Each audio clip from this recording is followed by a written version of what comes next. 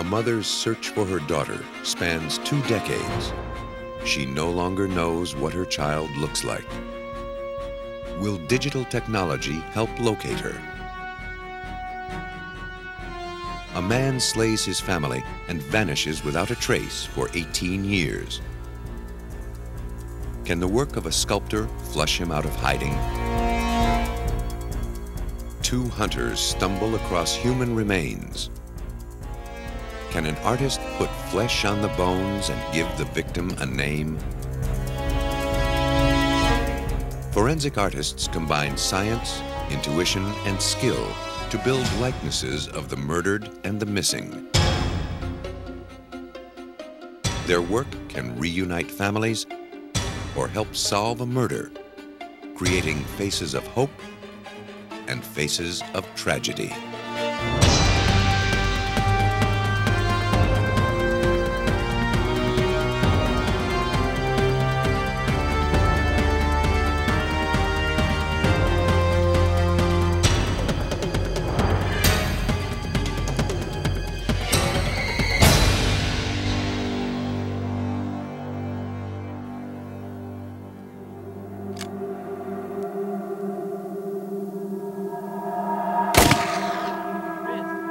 Under a gray Texas sky in the winter of 1994, 2 hunters trespassed on private land outside of Lubbock. But their offense would pale in comparison to what they'd discover that day in remote Yellow House Canyon. They stumbled onto the partial remains of a human skeleton and a white, high-heeled shoe lying nearby. Though alarmed by their discovery, they knew if they called the police, they'd be fined for poaching. The hunters decided to leave the bones for someone else to find. But when they told a friend what they'd seen, he called the sheriff. The hunters agreed to take Deputy Tom Watson of the Lubbock County Sheriff's Department to the site of their find. Watson immediately suspected the remains belonged to a murder victim, dumped in the canyon to conceal the crime.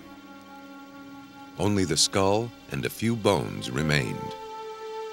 Over time, animals must have dragged away parts of the body.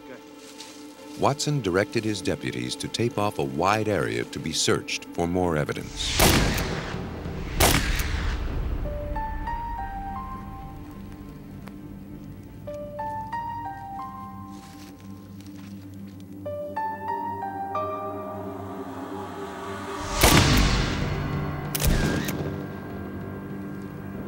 Once the crime scene had been documented on film, he called in the county pathologist to examine the bones.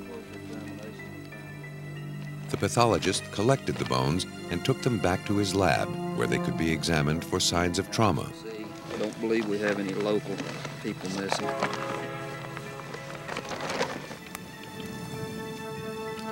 He confirmed Watson's suspicions. The victim was murdered.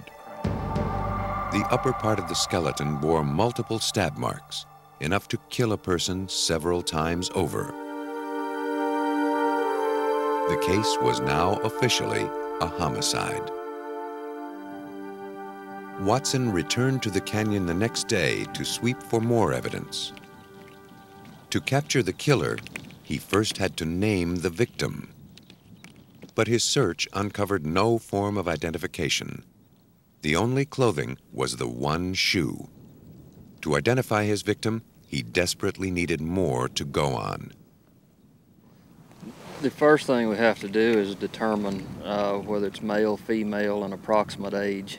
Check those statistics against any possible missing persons that we might have locally. If we don't find anything there, then we expand the search out statewide into New Mexico and Oklahoma. And then if we still haven't got her identified, then we go national with it. The search team recovered more bones and luckily almost all of the victim's teeth, but nothing more. No personal effects that could clue them in to who the victim was or when the killing occurred. Watson turned the bones over to a forensic pathologist who was able to narrow down the possibilities. He concluded that the victim was a white female, 18 to 24 years old. The weathering on the bones suggested she'd been dead at least 2 years. Tooth fillings in the lower jaw and a crown in the upper jaw offered more identifying features. The teeth were x-rayed so they could be compared to dental charts of missing white females of the same age. Using the x-rays, Watson began a search to make a match. He chased dozens of leads, some from as far as New Jersey, but none matched the dental records of the woman found in Yellow House Canyon. His investigation was leading nowhere. Meanwhile, a killer remained free. Watson needed more than the victim's bones and teeth to identify her. He needed to give the woman a face. For that, he turned to one of America's leading experts on facial reconstruction. Karen Taylor has worked for the Texas Department of Public Safety in Austin for 16 years. As a forensic artist, she helps identify skeletons by recreating what the person looked like when alive. Her images are distributed by police and the media in the hopes that the remains will be identified. Using techniques she's developed over the years, Taylor has had remarkable success.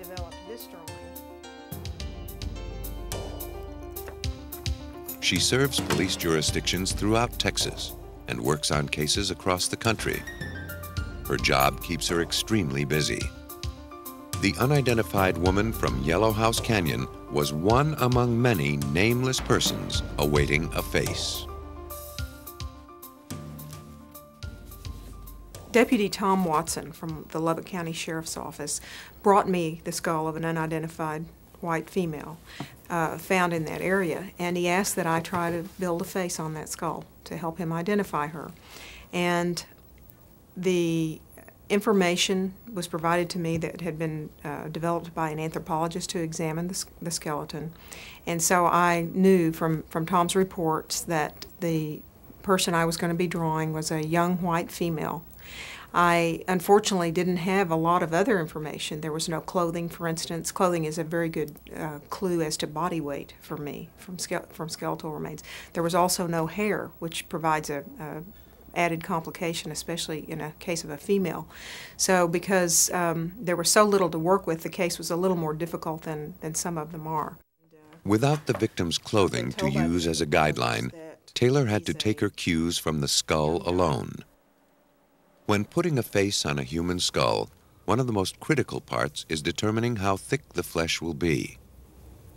Taylor relies on standard tables of measurements developed by forensic anthropologists and classified by sex and race. Based on these measurements, she cuts out rubber markers that match the average depth of the skin. She glues them onto the skull at 21 anthropological landmarks, like the cheeks and chin.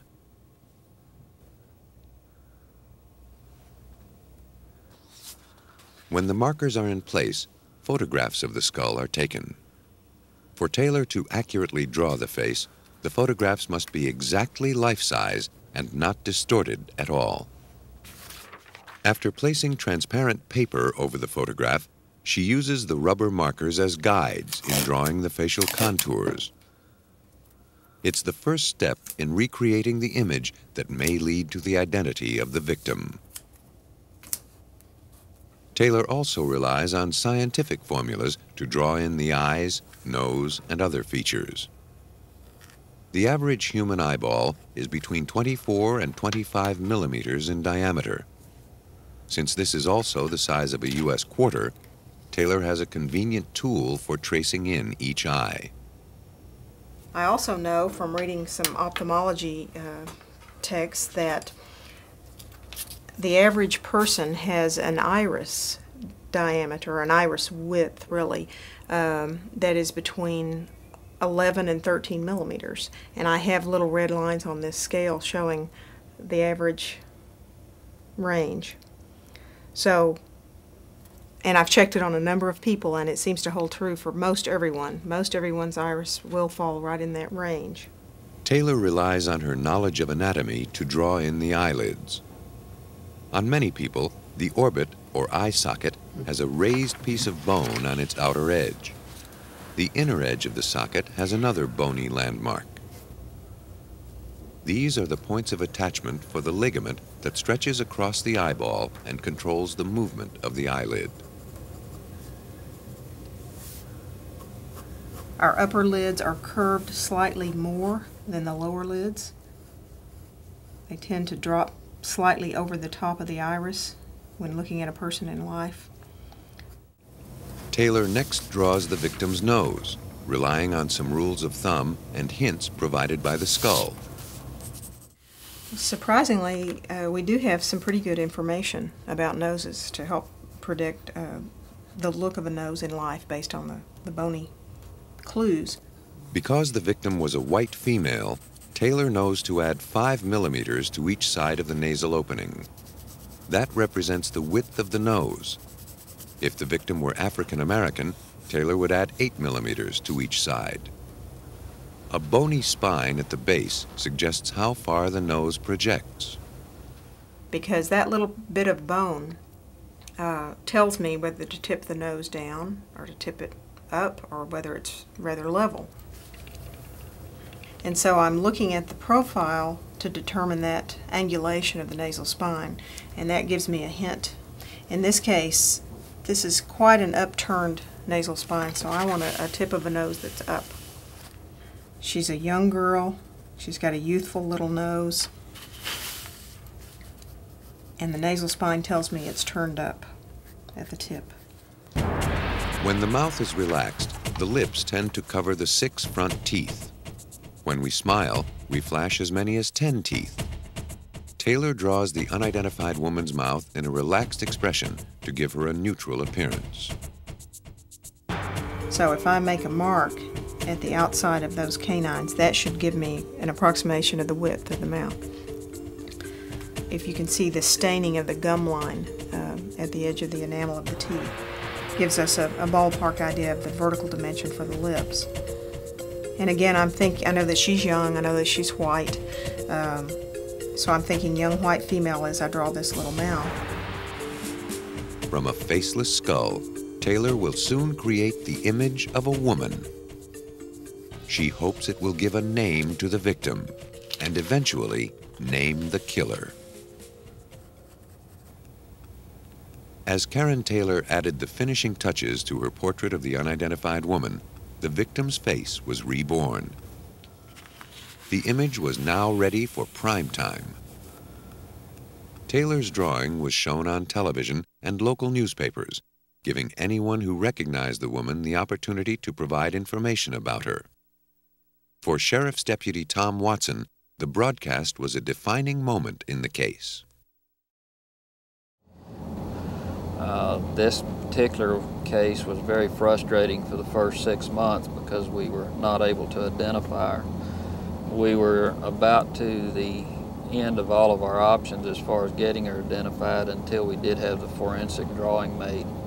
And once we aired that on the media, within a week we had 2 callers gave us the name of the dead girl. The callers identified Taylor's drawing as Belinda K. Tillery, who'd been missing for 2 years. One of the callers was Tillery's mother, who had lost touch with her daughter. The face on the screen delivered an eerie shock of recognition.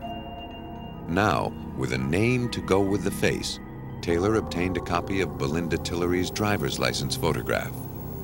She compared it to her drawing to study the similarities that led to Tillery's identification. The resemblance was undeniable. She has narrow or rather close-set eyes, and yet very broad face, broad cheeks. And this small nose, and the width of the nose proportionately is very close here. The mouth size is almost exactly right, and the fact that there's a very wide chin favorably compares also. For closer identification, Taylor superimposed the photograph of Belinda Tillery onto the victim's skull. As I was able to get the facial image on top of the skull and start to compare it, I had a couple of difficulties by this method. One being that her face is slightly turned in her driver's license photo, therefore I can't quite get the nose position correctly. However, when I put the eyes pretty much centered in the orbits, I see that she does have the facial width that my drawing shows and that I could see in this skull.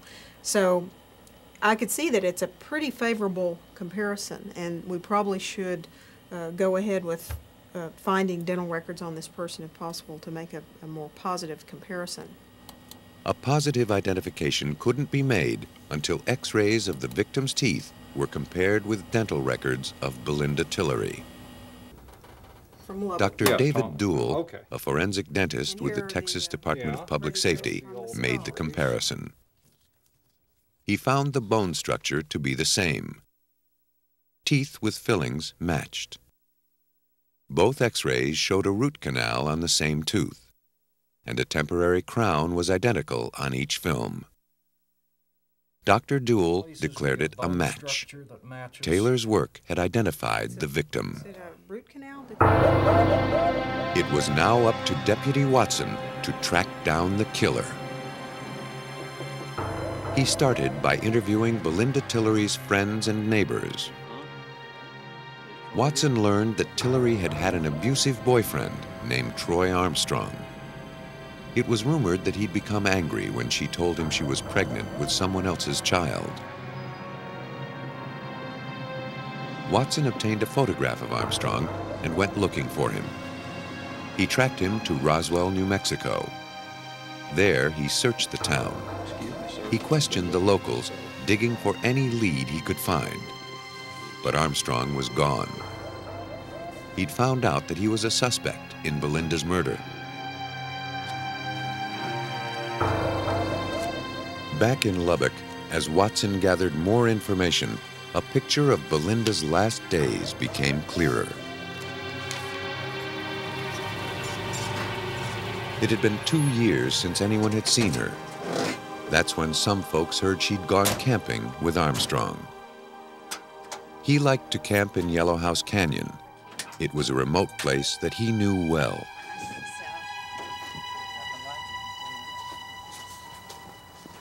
What's going on front, all right? I'll catch up with you, okay? All right, well, come on. People mentioned that he carried a large hunting knife almost everywhere he went. The pieces were fitting together. It seemed that a bitter Armstrong had planned to take Belinda to this remote canyon and get rid of her for good.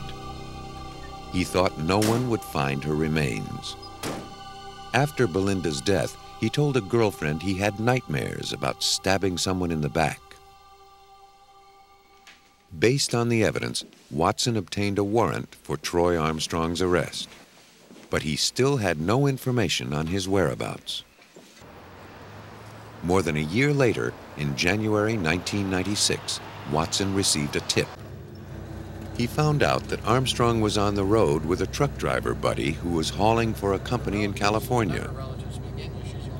Watson quickly contacted the trucking company. He discovered that their trucks were equipped with a global positioning system called GPS. A transponder on each truck bounced a signal off a satellite, telling the company where it was at all times. They informed him that the truck he was looking for was now traveling through Nebraska.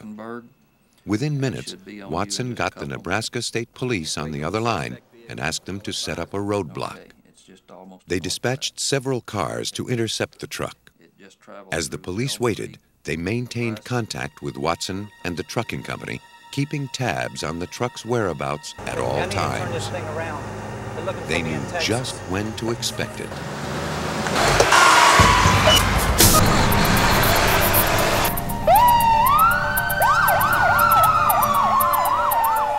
When the truck came barreling down the highway, the driver saw the roadblock ahead. He tried to escape, but the police sprang into action. Once the truck was halted, the police moved in. Hiding inside was Troy Armstrong. He was arrested for the murder of Belinda Tillery. By now, evidence against him had mounted. A former girlfriend and others admitted that he had confessed to killing Tillery. On December 5, 1996, Armstrong was convicted for murder and sentenced to life in prison. Karen Taylor's lifelike reconstruction of Belinda K. Tillery was the key to solving a difficult case. Without it, the victim would never have been identified, and the killer never brought to justice. Like the artist she was trained to be, Taylor relies on pen and paper to capture likenesses. Elsewhere, scientists are beginning to apply digital technology to achieve a similar goal. At Colorado State University in Fort Collins, they're developing equipment to match faces to skulls with laser beam accuracy. Mechanical engineering professor Patrick Fitzhorn and a graduate student combined computer-aided design with laser technology. They created a system that scans three-dimensional objects and reconstructs them in a computer. So what this machine can do is build a three-dimensional surface mesh, computer surface mesh, of a human skull that we can then play with on the computer. We can scale it up and down, we can move it through space. As the skull rotates slowly on the platter, a laser beam strikes it at 10,000 to 50,000 points. A sensor measures the distance the beam travels as it reflects off each point. The results are fed into a computer that creates a digital version of the skull. The image is virtual, but its application is real. And obviously what we want to do with it then at that point is to fix it in space, to take a scanned facial photograph and to map the photograph on the skull to see whether there's a match or not.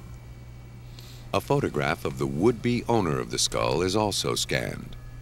The digital photo can be cleaned up and sharpened. Here, Fitzhorn made the photograph semi-transparent so he could superimpose it over the skull. Now he can compare their features. But here you can see the teeth in here. There's the bridge of the nose. Here are the eyes. There's the eyeball in its orb. There's the other eyeball in its orb. There's the end of the cheekbone here. The jaw line down in here. Currently, a forensic artist relies on his best guess to determine whether a photograph matches a skull. He takes measurements and superimposes a photograph over a skull. But if the picture was taken from an odd angle, it could distort the results. The mouth doesn't match up. And now what we're seeing is how the skull is oriented. You can see how it's rotated in here with respect to the photograph. So here, this is the plane that the photograph is in, and you can see the skewing of the skull with respect to it. Again, trying to line the skull up in orientation with respect to the way the face was oriented when the camera photograph was taken. Fitzhorn can rotate the skull and reorient the scanned facial photograph to minimize the distortion. Some photos aren't clear enough or are too distorted to enhance, defying efforts to make a match that's 100% certain. But Fitzhorn is convinced that his method is much more precise, less subjective than previous methods. But one of the things that I'm really excited about is the potential to take 4 or 5 points on the skull, to take 4 or 5 matching points on the face, and actually attempt to compute whether or not there's a match. What we'd like to be able to do is numerically compute this fit on the computer and then be able to say something like this is a 95% probability of match, or this is a 35% probability of match. As Patrick Fitzhorn and his colleagues perfect their computer face matching system, forensic artists in Louisiana are on a different mission. Instead of applying digital technology to identify the dead, they're hoping to use it to find the living. In this case, a girl who's been missing for over 20 years. In 1976, in a small town in Louisiana, a family argument turned sour. It wasn't the first time Geneva Martin and her teenage daughter argued. But what started out as a typical mother-daughter conflict soon turned into a 21-year ordeal for Geneva Martin. She was 16 years old, you know. She let her opinion be known, and I let my opinion be known, and she wasn't any more wrong than I was. The argument ended as many before. The two went back to their chores without saying a word to each other. Then Donna decided to leave. Bye, Mom. She said she was going to her grandmother's house. It was 2:30 p.m. By 5, she hadn't returned, so her concerned mother went looking for her at her grandmother's. But Donna wasn't there. Her grandmother said Donna had gone next door to play cards with her Aunt Peggy. Well, didn't think anything about it, went back home. When she wasn't home at 9 o'clock, we went to Peggy's and there was no Donna. Donna Martin had run away from home before, but this time it seemed like she wasn't coming back. Despite many attempts to find her, almost a year passed before Geneva Martin heard any news of her daughter. Then, one of Donna's friends told Geneva she had picked up Donna on the road and given her a ride to an apartment she was sharing in Baton Rouge. Geneva, desperately wanting to patch things up with her daughter, went to find her. But when she got there, the apartment was vacant. All that remained was Donna's name on the mailbox. The manager confirmed that Donna had been living there. Excuse me, are you Mrs. Clark? I took a picture of Donna to her, and she told me, yes, this was the young girl that had lived in the apartment with another married couple. From there, we found nothing. Despite all she did to find her daughter, the trail remained cold for more than 20 years. Today, Geneva Martin hopes researchers at Louisiana State University will help heat it up again. Forensic anthropologist Mary Mannheim and forensic artist Eileen Barrow use computers to simulate the aging process. If they can produce an accurate likeness of Donna Martin today at age 37, her mother may have a chance of finding her. LSU's Forensic Anthropology and Computer Enhancement Services, or FACES, is an ambitious program that's collecting data on the subtleties of the human face. Among its objectives, to develop precise standards of measurement for tissue thickness on the human skull. The information is used by forensic artists trying to build faces from bare bones. Until now, they relied on measurements based on cadavers. Mannheim believes that using live subjects will produce much more accurate measurements. By using living models, Mannheim can select from a much broader and more complete statistical range. Though subjects remain anonymous, their age, sex, race, height, weight, and other personal information becomes part of the computer's database. To measure tissue thickness, she uses an ultrasound scanner, like the ones used to show a fetus in the womb. The scanner bounces sound waves off the skull.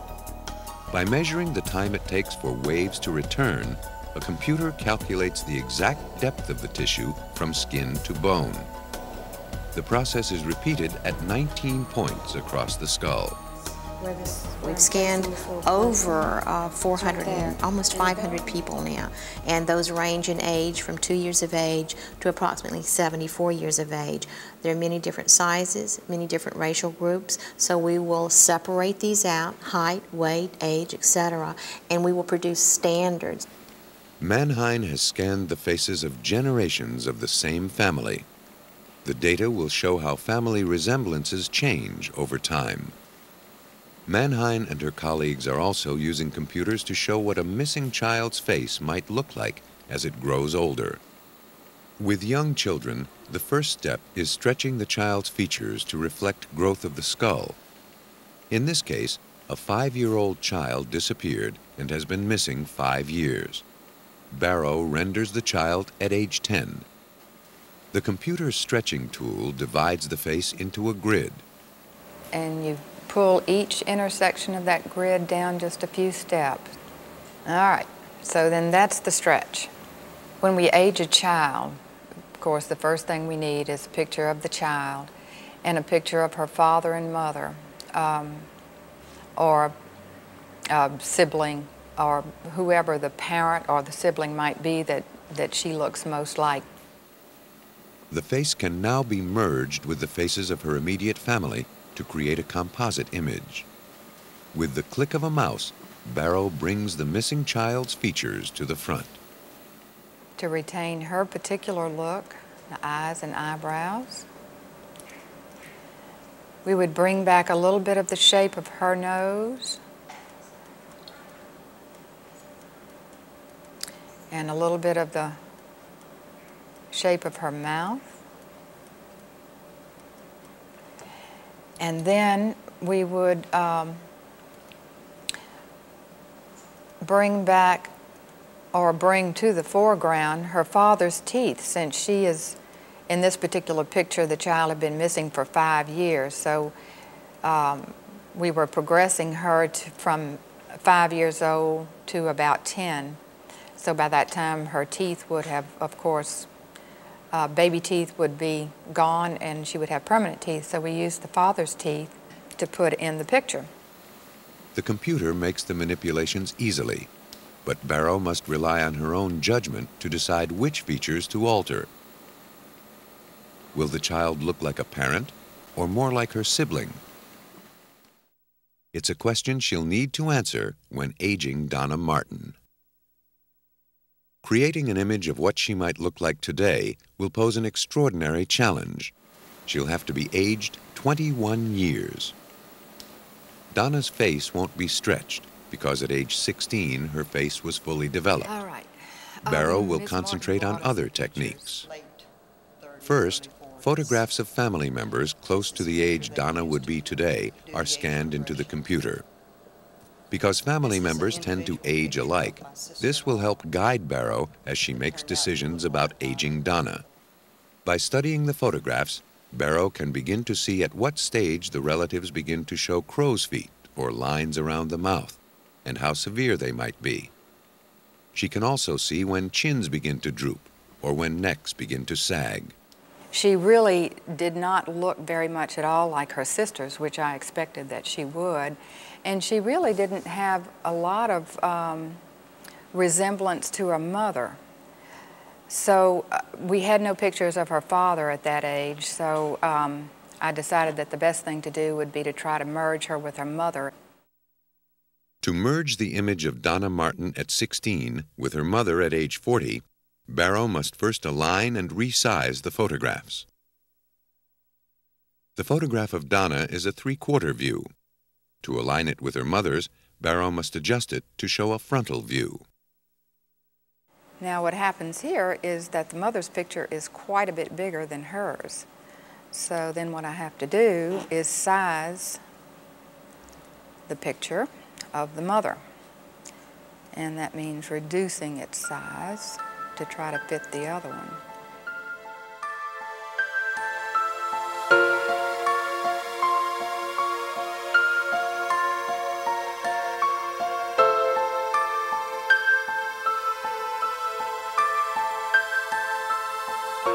Barrow patiently and meticulously merges the photographs. She makes sure Donna's features remain dominant, while taking some physical cues from her mother's image. Then she erases Donna's hairstyle at age 16, so a more mature style can be added.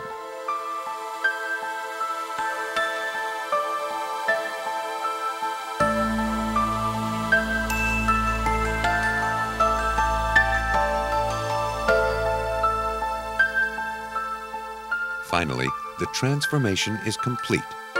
The 16-year-old Donna Martin has become a woman of 37. Well, it looks a lot like our family. Oddly enough, it looks like my husband's family rather than myself. Geneva Martin will distribute the image of Donna nationwide. She hopes it will finally reunite her with her daughter and put to rest that fateful argument that's gone unresolved for 21 years. The work of one forensic artist may lead a daughter back to her mother. In one of forensic art's most acclaimed cases, another artist used his skills to lead police to a killer. In 1971, the quiet surface of a prosperous community was shattered by a brutal crime. A successful accountant, John Emil List, lived with his family in a mansion in Westfield, New Jersey. Then his fortunes waned. So in November of 1971, List began a new life. But first, he had to end his current one. He killed his entire family, his wife, 3 children, and his elderly mother. Then he dragged the bodies into the ballroom and arranged them neatly in a row.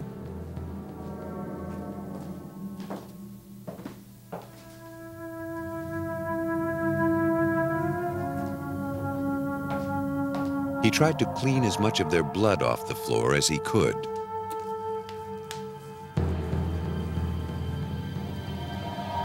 He also sat down to write a long letter of confession. When he finished, he left his house for the last time.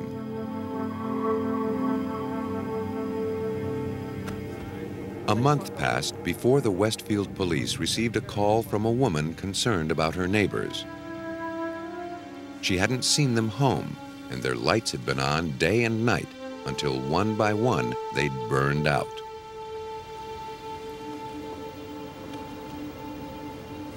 I'm back either. I think we're going to have to make entry. When the police arrived, they found an unattended mansion in need of repair. They looked around the outside of the house until they found an open window.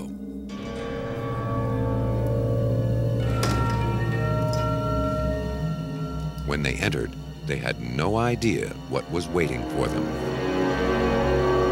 The air was cold and filled with the odor of decay.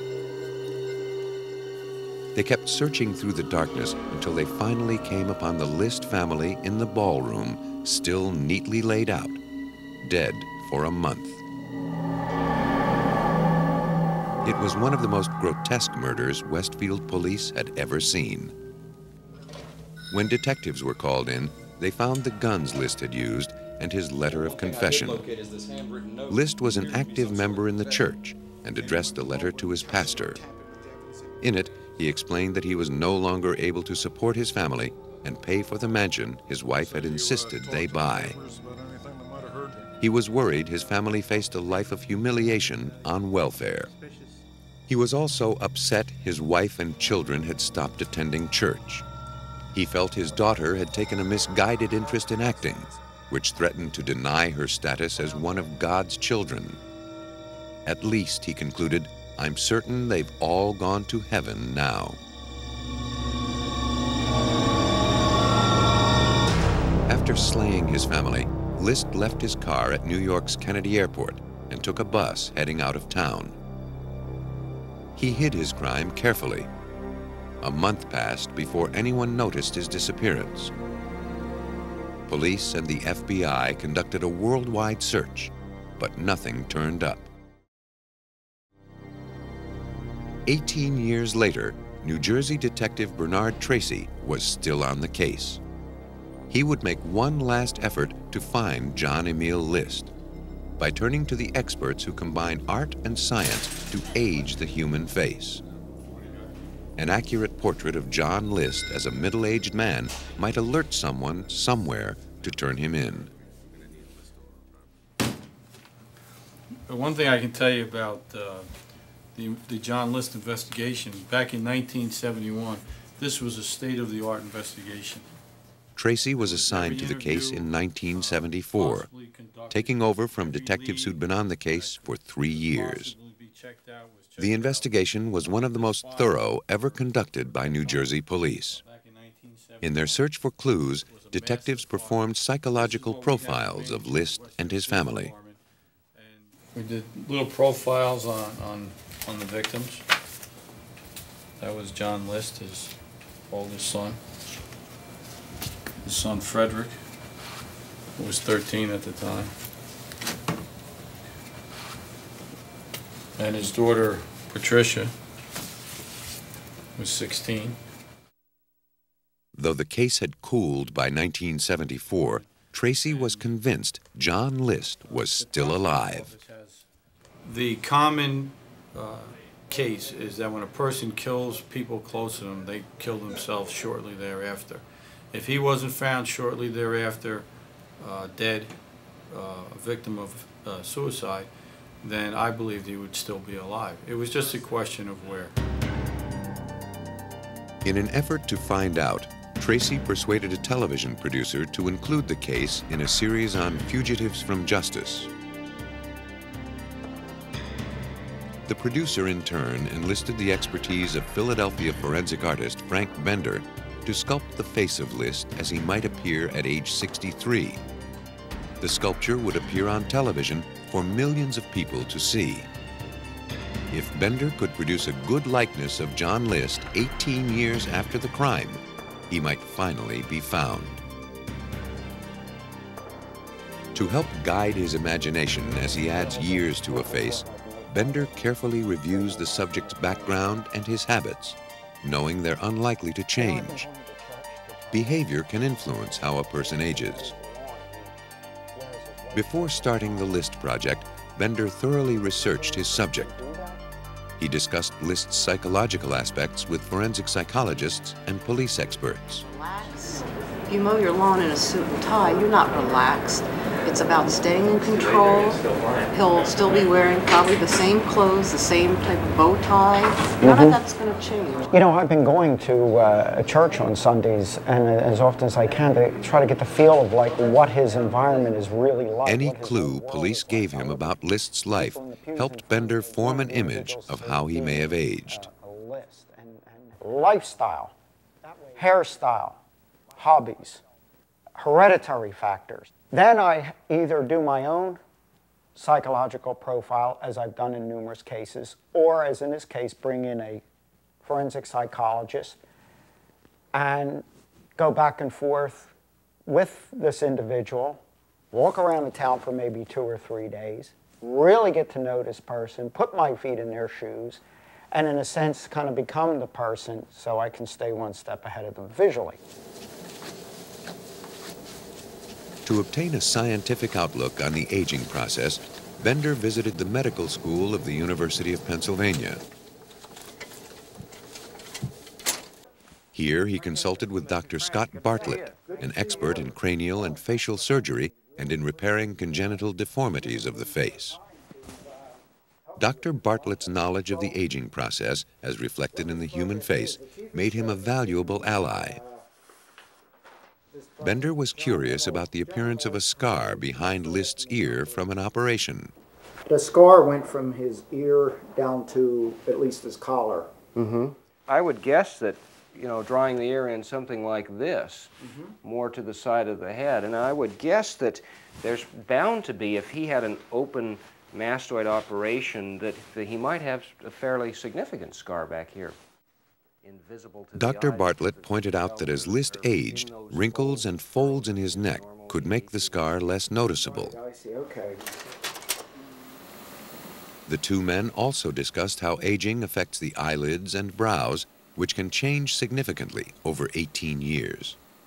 The canthal attachment here, which is the outer and the inner corners of the eye, I don't think change a lot. I think what we're seeing here is this hooding, this laxity of the soft tissue that's now falling over and giving this a downward slant, down and outward slant to the eye opening here, as opposed to this fresh up and out slant that you see in youth. Ultimately, Frank Bender would apply his own intuition to what he learned about the case. Bender has been a sculptor for more than 30 years, showing his work in galleries and museums all over the United States. Most of my studies are human behavior. I'm a people person. When I go to the beach, I don't look at the ocean as much as I like studying the people on the beach, how they interact, what they look like, the differences, what makes each person an individual.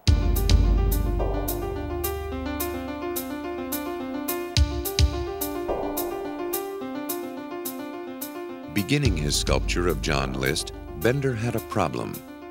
He had to construct a three-dimensional model, yet the only available photograph of List was a frontal view. There were no pictures showing a three-quarter or side view. Bender would rely on his experience as a commercial photographer to study the photograph and analyze its three dimensions based on highlight and shadow. Now, with fugitives, you have old photographs. The most important thing with a fugitive, I found, is to stay within the perimeters of the skull. The same as facial reconstruction. This is where the similarities lie.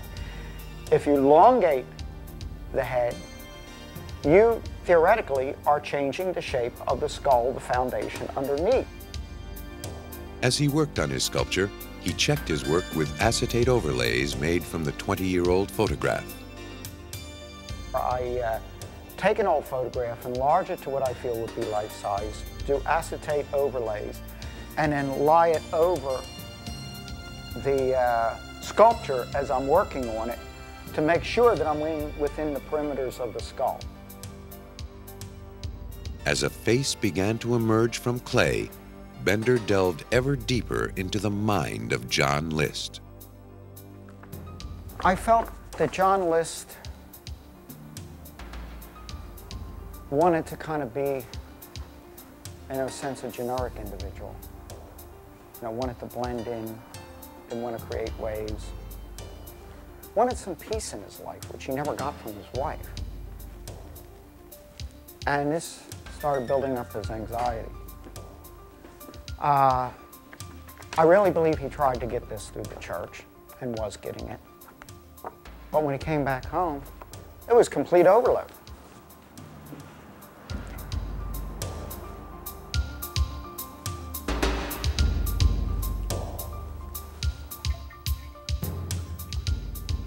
Once the preliminary sculpture was complete, Bender and his assistant made a plaster cast. That's good. Little by little, Bender's sculpture took shape. By now, Bender was more familiar with List's face than with his own. As the bust of the fugitive emerged from its mold, Frank Bender was ready to add the final details to the face of a killer. John Emil List, after murdering his family, had evaded capture for 18 years. Whether police could find him would depend on Frank Bender's intuitive ability to imagine John List in his early 60s. Bender guessed that List's hairline continued to recede, as it had begun to do in his earlier photograph. He added jowls based on his assessment of List's lifestyle. He wasn't an exercise type person. He was a potato and meat type person. As far as the eyes, you know, you can see where he's starting to get some lines. I look a little tired. You see he has, I sculpted the tie and the shirt and the coat, you know, the suit coat on him, because he's always going to be wearing that. Bender sensed that the years of hiding what he had done would take a toll on List. This influenced his decision to turn the corners of his mouth down. You can see the corners of the mouth going down here rather than up like the photograph, which I'll bring right over. And you can see how they turned up. After 20 years, I'm having them go down. Not his whole mouth going down, just the corners. Again, not only aging, but the fear of getting caught. As a final touch, Bender selected eyeglasses for the aged List. He searched for a style that would define a man who killed his entire family, yet called himself a Christian. He decided on thick black frames, thinking List might go for an austere, authoritative look that would discourage others from prying into his past. Now his sculpture was ready for the nation to see. On May 21st, 1989, millions of people across the United States saw Frank Bender's sculpture of John Emil List. Was the likeness good enough to catch the killer? Oh my God, that's Bob Clark. Ricky! Yeah? Is that Mr. Clark? Yeah, it looks One like of the it. viewers was a woman from Denver, Colorado. When she saw the bust, she called in. She said it looked just like her former neighbor, Robert P. Clark, who moved to Virginia. Good morning. We're with the FBI. Yes, can you direct us to the office of Robert Clark, please? Yes, Mr. Clark's office is down. Following up on the tip, FBI agents found a man who called himself Robert Clark at an office in Richmond, Virginia. After years of getting away with a horrible murder, List was about to see his last days as a free man. When the agents approached him, he insisted he was not John List. But on his neck was the telltale scar, and his fingerprints matched those of the killer. With that, the agents had proof beyond a reasonable doubt that Robert P. Clark and John Emil List were in fact the same man. Since the murders, John List had remarried and recreated his life as an accountant, confident that the crimes he'd committed in 1971 would never come back to haunt him. For Detective Bernard Tracy, it was the end of an incredible odyssey. A cold-blooded murderer finally captured after 18 years. By all accounts, the resemblance between the bust created by Frank Bender and the actual John List was uncanny. I think the bust was something that if a person looked at that and had any doubt that that would be the straw that broke the camel's back, that would be the one. If they had any hesitation about calling and then they saw the bust, that would be the one that would take them over the edge and say, I got a call, this is him. John Emil List was convicted of murdering his family and sentenced to 5 consecutive life sentences. He and his unsuspecting new wife were attending a church function on the night Frank Bender's sculpture aired nationwide. As a result, they missed the show that gave John List yet another new start in life, in New Jersey's State Penitentiary. Armed with photographs, scientific data, psychological profiles, and artistic talent, forensic artists breathe new life into unsolved cases. Using their unique knowledge of human physiology and human nature, they can help locate the missing, track murderers through time, and bring killers to justice.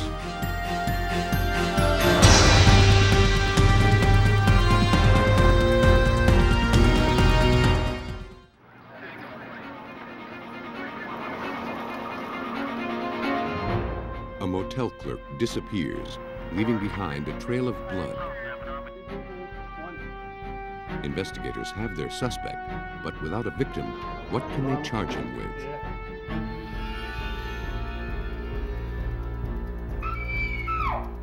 A shooting is reported, but investigators have no proof that it really occurred. Until they can sift fact from fiction, they haven't got a case. Is a missing sofa the key to a woman's disappearance? The prosecution can't rest until it can make sense of a series of odd clues. Murder is usually the most obvious of crimes. The victims' bodies mute witnesses to violence. But their silent testimony may go unheard when they disappear without a trace.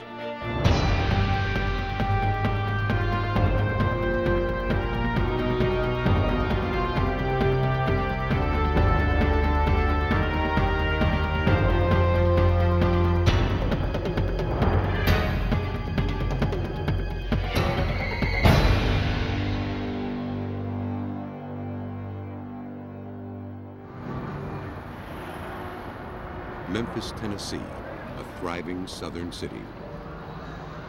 Home of Beale Street, the Blues, and Elvis Presley. But in 1997, it played host to a deadly mystery. In the early morning hours of February 8th, a man arrived at a Memphis motel.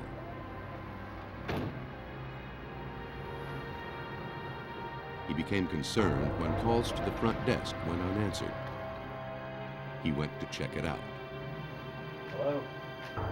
The clerk appeared to be missing. Hello? He didn't see anyone in the lobby, but there was blood on the counter.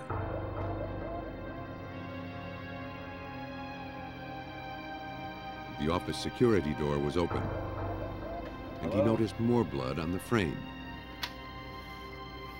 Convinced something was wrong, he left and called police.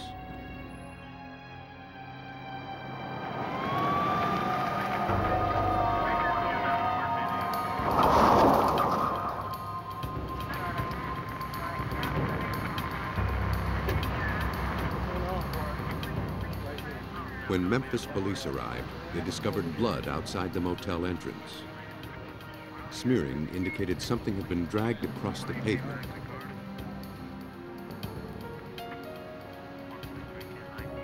They found more clues inside. While the office showed no sign of forced entry, the cash register was open and empty. But a purse lying undisturbed nearby caught their attention. They didn't believe a woman would willingly leave it behind. The wallet inside still contained money, as well as a checkbook, credit cards, and driver's license in the name of Ricky Ellsworth. Alerted by police, the motel manager arrived and confirmed that Ricky Ellsworth was the clerk on duty. She said Ricky lived nearby with her husband, Don, and 2 children. A trusted, reliable employee, she wasn't the sort to just leave in the middle of her shift. Circumstances of the crime suggested more than robbery. Police suspected the clerk had been abducted. As police processed the scene, other significant details began to emerge. The office security door was equipped with a keypad, but it was open and showed no sign of tampering. Either someone had known the code or the clerk had unlocked the door. To investigators, that suggested Ricky Ellsworth might have known her abductor. So fingerprints, those are going to be fingerprints. Just go check back. Although police had begun to suspect foul play, nothing prepared them for what they found in an adjacent bathroom. There were signs of a desperate struggle and much more blood. The running sink contained a small flashlight, and the toilet seat had been ripped from its hinges. Wet, blood-tinged sheets indicated someone had tried to clean the room. Not only had Ricky Ellsworth disappeared, but it now seemed she'd been seriously injured. Captain R.G. Moore, who led the crime scene unit, feared the worst. When we don't have a body and we don't know exactly what happened, we'd handle it just like it's going to be a homicide case. We process the scene, we collect our blood sample, we collect all the evidence we can find from the scene, and just keep it until we see what we got. Investigators hoped the evidence would lead them to Ricky. A squad car brought the victim's husband, Don Ellsworth, to the motel.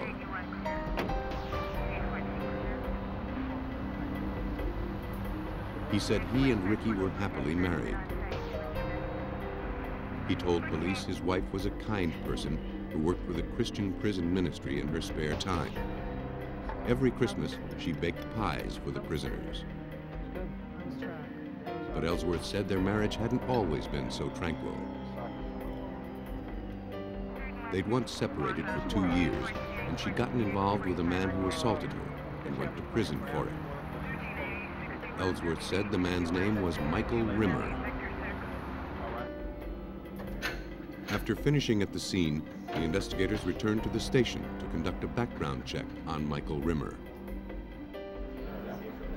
What they found in the files was chilling.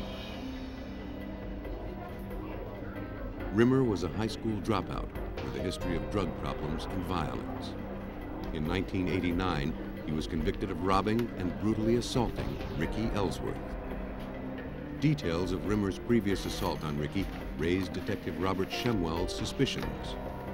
His actions at that crime basically mirrored what was happening here at the motel with the cleaning up, or attempt to clean up the evidence. We immediately began looking for Michael Rimmer. Meanwhile, detectives narrowed the time frame for Ricky's disappearance. They found a couple who had checked in with her at 1:15 a.m. But when two others tried to check out around 2:30, she wasn't there.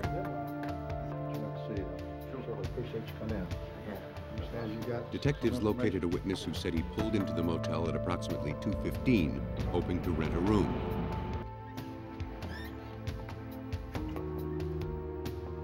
But he saw a man with bloody knuckles behind the counter and left without registering.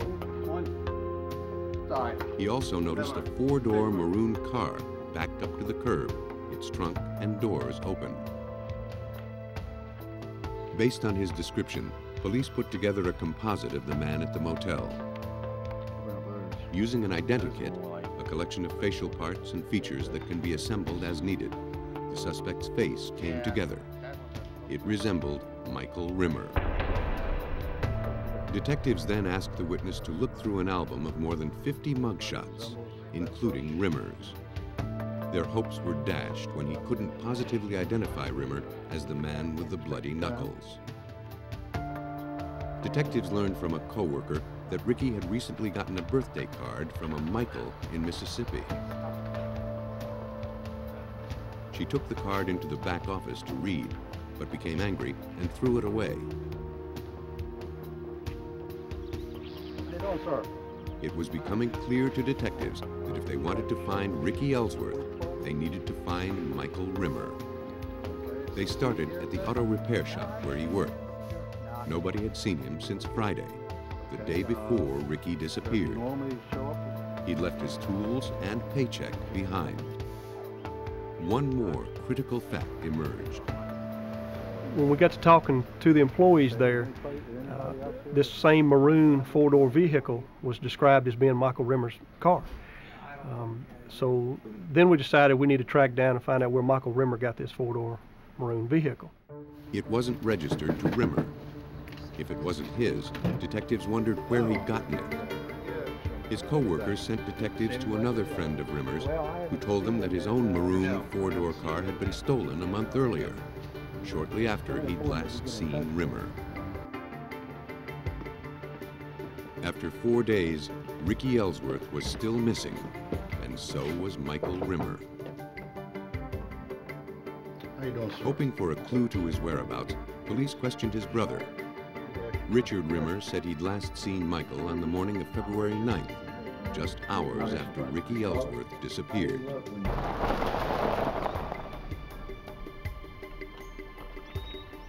Michael had seemed exhausted when he arrived in the maroon car around 9:30 a.m. He asked Richard if he knew how to remove a blood stain from the back seat. Then, Michael pulled a muddy shovel from the car and scraped mud from his boots.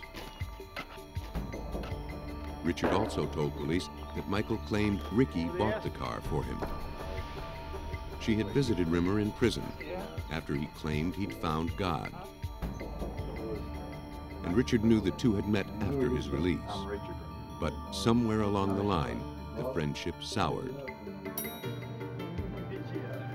By now, 2 weeks had passed, and still nobody had seen or heard from Ricky Ellsworth.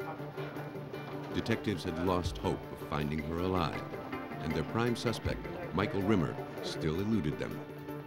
They would have to find him and the stolen car if they had any chance of proving murder. I issued a theft of property warrant on Michael Rimmer and indicated in that warrant that when he was located, or if that vehicle was located, that it was to be held for the Memphis Homicide Unit and processed. Detectives got a promising lead from one of Rimmer's former cellmates.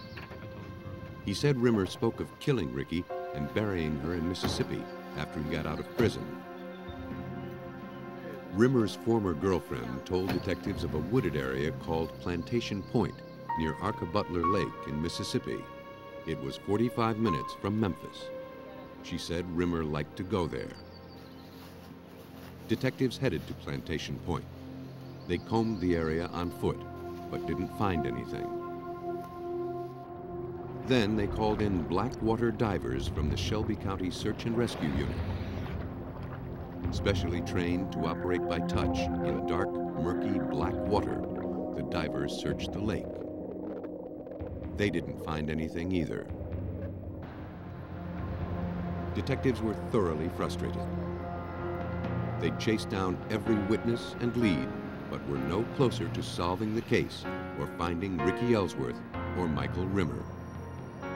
Now, they'd run out of options. In Memphis, nearly a month had passed with no progress in the potential homicide case. In early March, detectives got a phone call from Johnson County, Indiana. A sheriff's deputy there had stopped a maroon car for speeding. When he ran a check on the license plate, he discovered the car was stolen and there was a warrant for the driver. Michael Rimmer, sought for crimes including robbery and possible murder, had been arrested during a routine traffic stop. Detectives flew to Indiana, prepared to finally question Rimmer and examine the car for evidence. After obtaining a warrant, forensic investigators with the Johnson County Crime Unit searched the car. They hoped for solid evidence, but never expected to find what they did. Numerous receipts, hotel receipts, pawn shop receipts, restaurant receipts, showing Mike's every step from the day Ricky came up missing till his actual apprehension. Investigators tested the stained back seat for human blood. Results were positive. It was their first physical evidence to suggest a connection between Rimmer and the crime. Memphis detectives questioned Michael Rimmer over the next 2 days. He denied stealing the car or having anything to do with Ricky's disappearance. So far, all their evidence was circumstantial. Without Ricky's body, there was only one way to link Rimmer to her murder. The blood from the rear of the vehicle Michael Rimmer was occupying and the blood from the scene matched. We had a problem though. We had to determine or show somehow that that blood was Ricky Ellsworth's blood. They had one chance, a reverse paternity DNA test which uses the combined DNA traits passed on from parents to determine the DNA characteristics of their children. Forensic scientists compared blood from Ricky's mother to samples from the crime scene and the maroon car. They matched. The test established a 16 million to 1 probability that blood from the car and motel came from an offspring of Ricky's mother. It was the final link police needed to prove murder. Michael Rimmer's guilt was written in blood. Based on evidence, police believe they know what happened on February 8th. Michael Rimmer drove to the motel sometime around 1:30 a.m., knowing Ricky Ellsworth would be alone.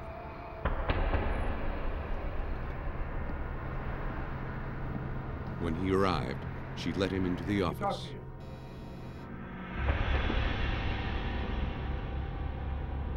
There, Rimmer exploded into violence, attacking her, then wrapping her body in sheets.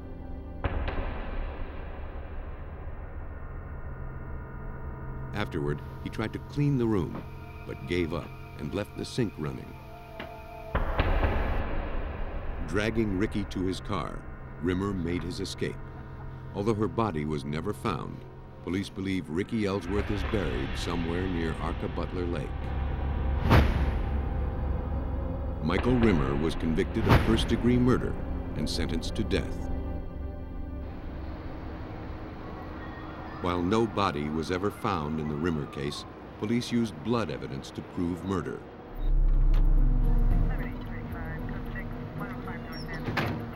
But in Cleveland, Ohio, police would have to build a case on even less. On Saturday, December 15, 1984, Cleveland police were called to the home of Ernestine Campbell. She reported that her brother, Henry, was missing, and she feared for his life because she'd heard he'd been shot and his body hidden in an alley. She told police she'd last seen Henry the night before when he'd left home for a nearby after-hours spot.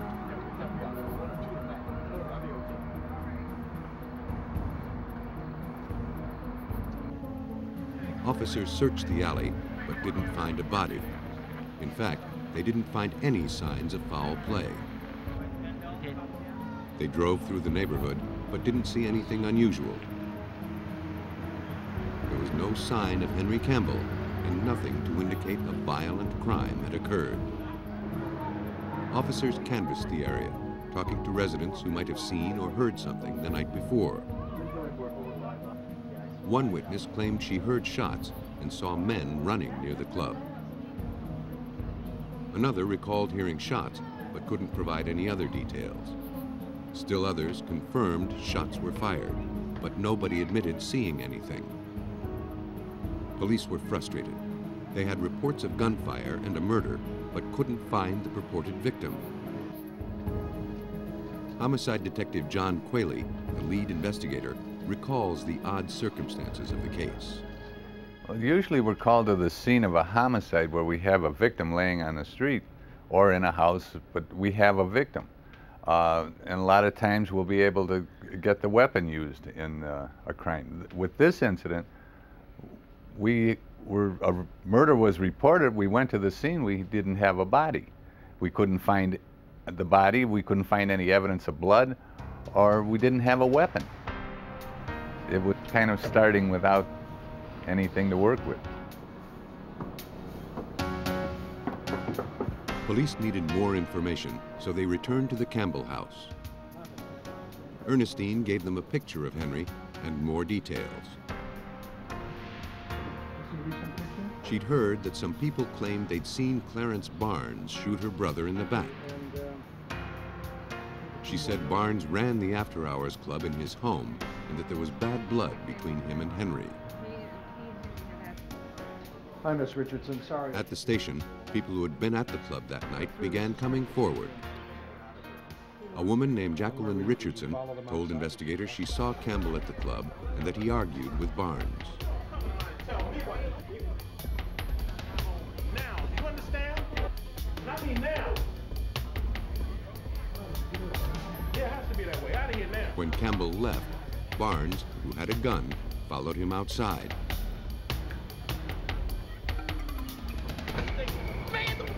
Get off me, man. She said the two men were joined by a third and walked out of her sight.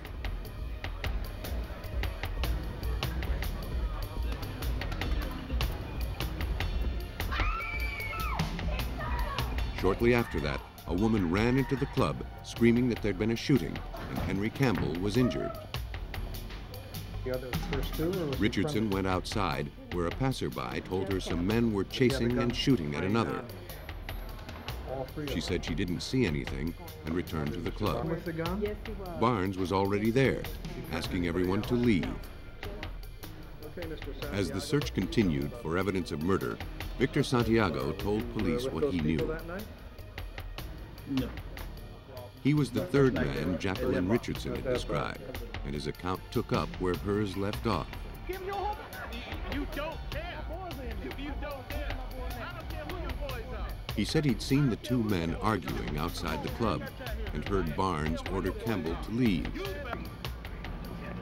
According to Santiago, Campbell caught up with him a few moments later. As they walked down the street, he heard a shot and Campbell fell forward. Santiago said he took cover, then watched Barnes fire 3 more shots at the prostrate Campbell. Police now had 2 eyewitness accounts, but still no evidence of a homicide. Henry Campbell had disappeared, and detectives had 2 eyewitness accounts of murder, but no body and no evidence.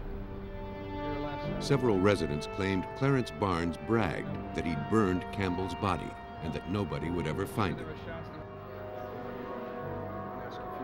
Investigators brought Barnes to the station for questioning. Just take the chair on your left. He admitted having words with Campbell and asking him to leave, but said he didn't know what happened after that. He denied having anything to do with Campbell's disappearance. When police asked Barnes what he did for a living, he told them he worked at the Animal Resource Center at a local university. That immediately rang a bell in Qualey's mind, and he called Barnes's supervisor. We asked him if he had an incinerator in the school.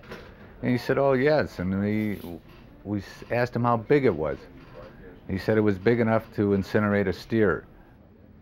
We told him then that we were investigating a homicide and that possibly there may be human remains in the incinerator, and asked him if he would seal the room. He did. The next morning, detectives and a team of forensic investigators went to the Animal Resource Center, believing they might find the remains of Henry Campbell. While the facility director arranged access to the incinerator, the security chief showed them surveillance video from the night Campbell disappeared. It showed Barnes arriving around 3:30 a.m. He backed into the receiving area, which was approximately 15 feet from the incinerator entrance. Police could see him carrying something toward the incinerator room, but couldn't identify what it was. The picture then jumped away and came back, and the next picture was the incinerator door open and Clarence pushing a cart in there. You could not see what was on the cart, but we knew he was in the incinerator room at that hour. When investigators saw the incinerator, they knew they were in for a long, complicated task. Dr. Elizabeth Balraj, coroner of Cuyahoga County, recalls the challenge. There were 100 gallons of cremated ashes containing the remains from various animals, and we had to sift through those and find a very small amount of human bones. If human bones were to be found at all. The team began the painstaking process of sifting through the incinerator contents. Using a fine mesh screen, they collected fragments of bone and other unburned debris. Though most of the fragments were tiny and charred, some appeared to be human, including a vertebra, mandible, and part of a pelvis. They also found a piece of melted lead. Its size and mass were consistent with a .38 caliber bullet. It was the first solid evidence of murder.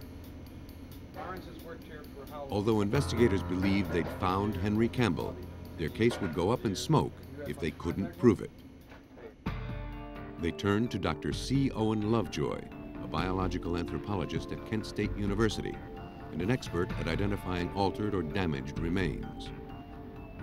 He applied his skills to making a positive identification from the incomplete and severely damaged bone fragments.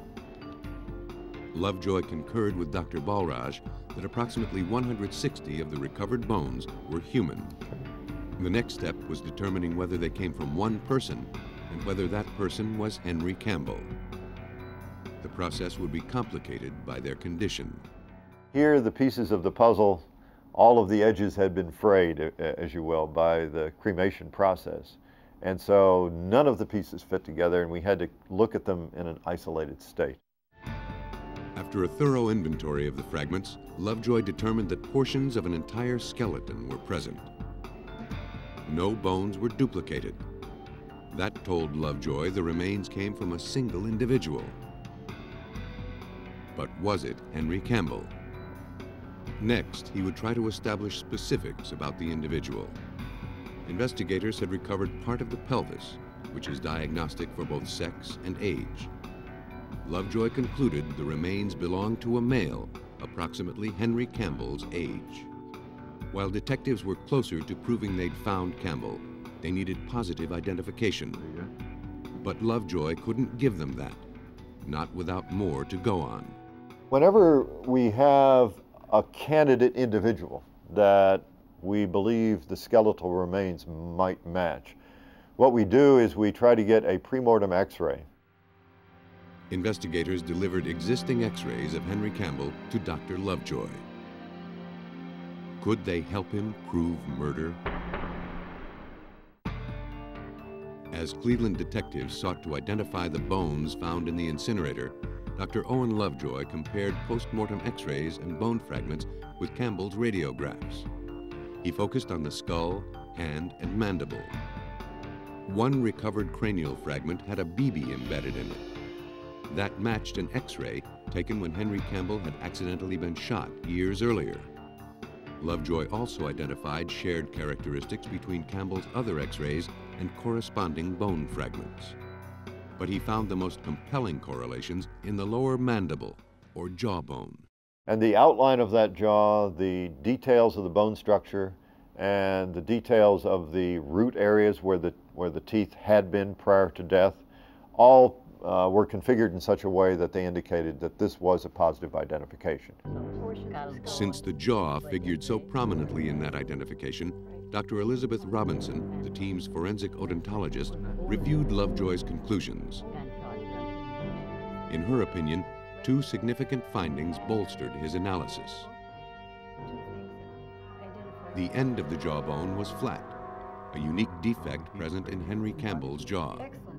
A second anomaly, an area of intense calcification, clinched the identification. And it was in exactly the same area that it was on the postmortem as on the antemortem. It was also only 5 millimeters in size. In other words, it's the exact same size, same area, and on both X-rays. With the positive identification, investigators had literally pulled proof of a homicide from the ashes. On December 21st, less than 1 week after Henry Campbell was reported missing, Barnes was officially charged with murder. Based on the evidence, police believe Barnes followed Campbell from his after-hours club, shot him, then hid his body. Later that night, Barnes took Campbell's body to the Animal Resource Center, where he incinerated it. In April of 1985, Clarence Barnes pled guilty to the murder of Henry Campbell. He received 15 years to life for aggravated murder. In Cleveland, police had to sift their case from a pile of ashes. In Maryland, investigators followed a winding trail of clues to capture a killer. Rockville, Maryland, August 10, 1988. 17-year-old Kai Lau returned early from a California vacation at the behest of a family friend to check on his mother, Lisa Tu. He hadn't heard from her in nearly a month, and others told him they hadn't heard from her either. That wasn't like his mother. When he and his mother's friend found no sign of Lisa in the house, they contacted police.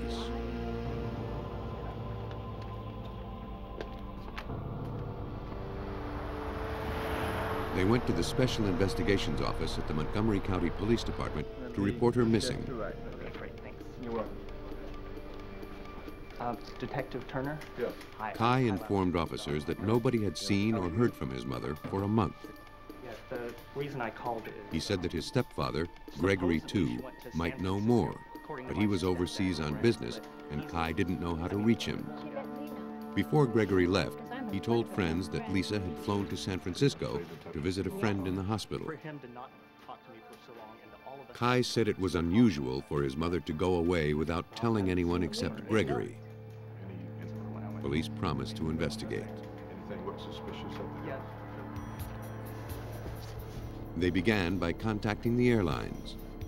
Records confirmed that a one-way ticket had been purchased for LL2 on July 13th. The destination was San Francisco via a connecting flight in Los Angeles. The ticket to Los Angeles had been used, but not the one for San Francisco. It appeared Lisa, too, wasn't planning to come back. This is the one. That was her right, but the detectives needed to make one more call.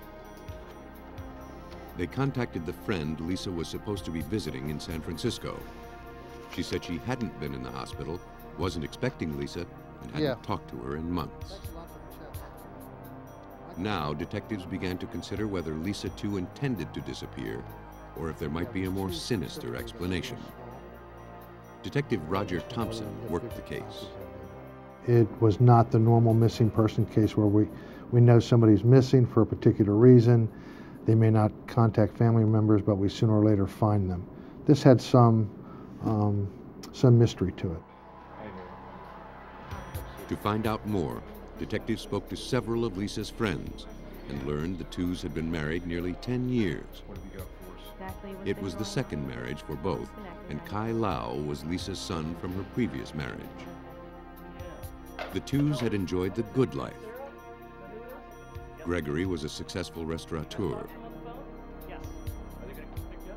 In fact, one of his restaurants had been a favorite of Washington's elite. But it hadn't lasted. He'd suffered business reversals and lost his restaurants. A commissioned sales job couldn't support the family's affluent lifestyle. Gregory and Lisa argued about money, and their marriage was rocky. Police also learned that Lisa was romantically involved with another man. Police questioned him at his office. He said he spoke to Lisa the afternoon of July 14th, the last day anyone saw or heard from her. He denied knowing anything about a trip to San Francisco and expressed concern over Lisa's sudden disappearance. He indicated Lisa's husband was suspicious about their relationship. When he passed a polygraph test, investigators believed he was telling the truth. Detectives checked out the family's finances and saw indications of serious problems. Gregory was $30,000 in debt. Detective Mike Turner realized Tu was under a lot of pressure. Gregory was known to like to gamble, and we determined that he, through interviews with friends, had accrued some debt in gambling that he had not been able to pay. And this was another problem that arose with his relationship with Lisa. Detectives also learned Lisa Tu's bank and charge accounts had been inactive since early July. That didn't make sense if she was alive. They discovered that her husband, who was still unreachable on a business trip, would collect a $200,000 life insurance policy if anything happened to his wife. Detectives began to suspect that the couple's financial woes might spell more than a simple missing persons case. As the investigation continued, Lisa's son was doing a little detective work of his own. Kai Lau found his mother's address book in her bedroom. That was odd because she seldom went anywhere without it. He also noticed that furniture in the house was missing or rearranged. He called Detective Turner. Hi, Detective Turner. Kai returned to the police station and met with investigators. Look, I've also got this withdrawal. He had found that $44,000 had been withdrawn from a bank account Lisa kept for his education. Yeah, almost enough for a college tuition. And that wasn't all. Kai told police his stepfather's gun was missing and a sleep sofa had disappeared. He said his mother often slept on it when she and Gregory weren't getting along. Kai also informed detectives that his stepfather, Gregory, was due back from his business trip that evening. By now, investigators had a lot of questions for Gregory, too. They met him at the airport and brought him to the police station. Officer, how are you? You have a seat right here. He was concerned about his wife and was eager to help police. He told them he bought Lisa a plane ticket to San Francisco so she could visit a friend in the hospital. He said he drove her to Dulles International Airport the next day and watched her board the plane. You wouldn't lie to us, would you, Mr. Tu? Absolutely not. He claimed she called from Los Angeles and said she was awaiting the flight to San Francisco. He hadn't heard from her since. When they told him Lisa's friend wasn't sick and wasn't expecting her, he seemed surprised. That's what Lisa told me. Well, Then he offered another explanation. He claimed his wife was unhappy with her appearance and wanted plastic surgery. He said they'd argued about it in the past. He surmised that might have been the real reason for the trip. Lisa probably made up the story of a sick friend, realizing he wouldn't buy the ticket if he'd known the truth.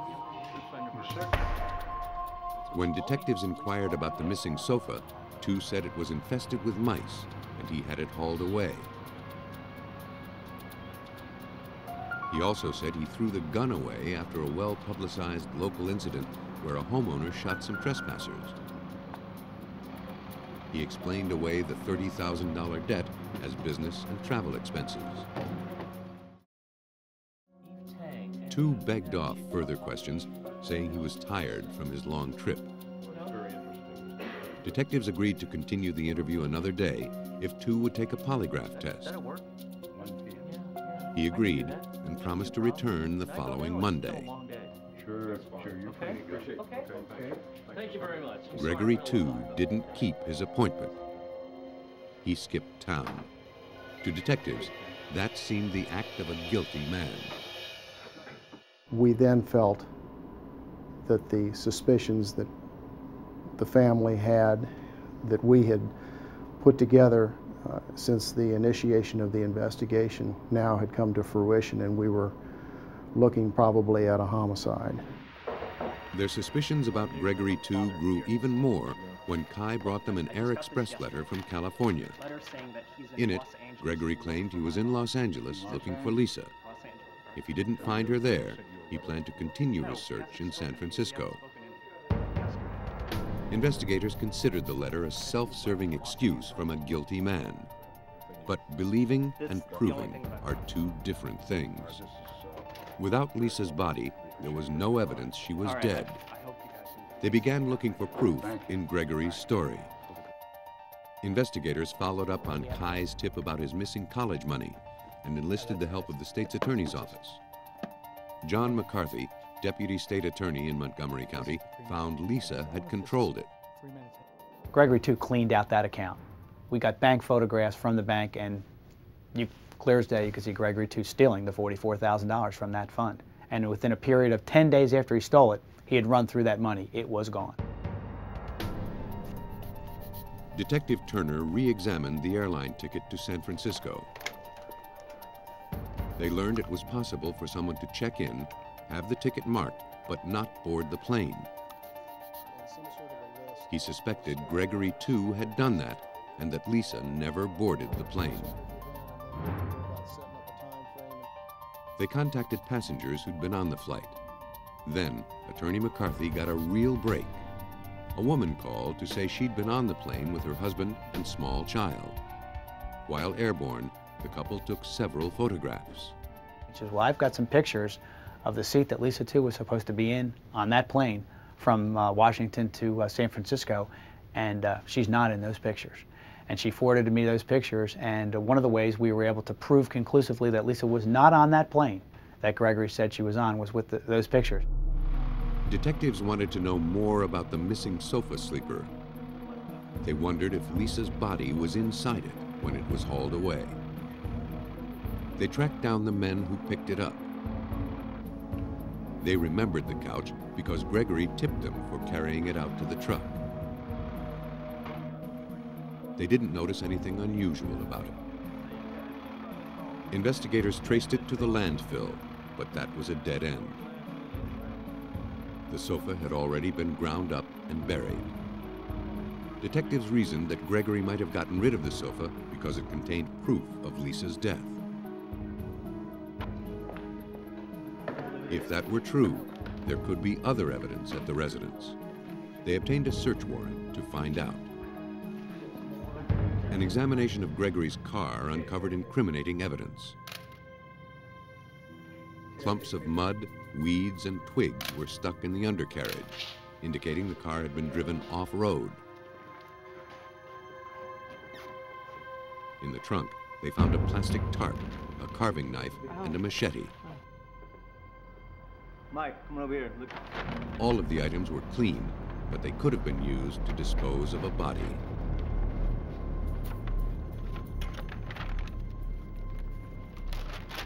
Inside the house, detectives found their first physical evidence of foul play. There were droplets of blood on a chair near the spot where the sofa had stood. But investigators suspected more might have been cleaned up.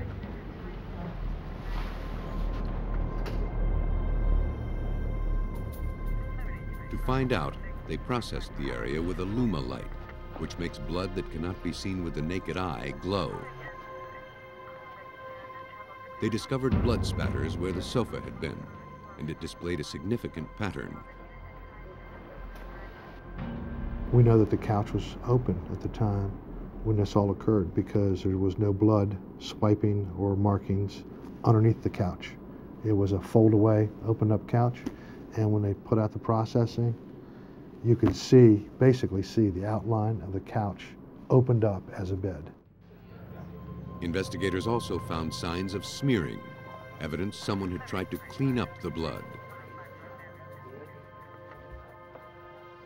While they were processing the scene, the phone rang. A car rental agency in Las Vegas was calling for Gregory II. Yes. The car he rented several days before was overdue. It was the brake police were looking for.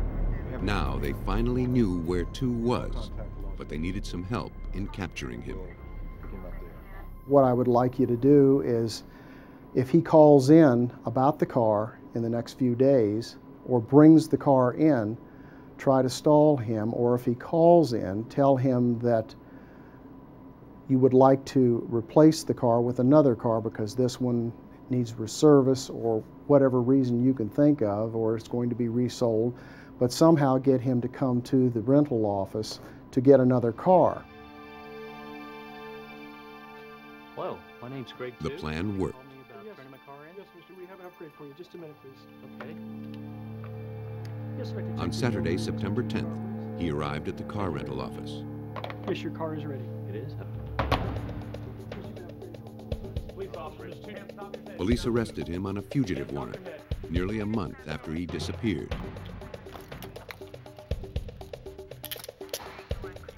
Detectives Turner and Thompson flew to Las Vegas, where they began retracing II's activities since he fled Maryland. A matchbook in his hotel room led them to a Chinese restaurant. The manager recognized II from a photograph. She told investigators he had applied for a job, saying his wife was dead and he wanted to start a new life. On the job application, he gave his name as Greg Sen.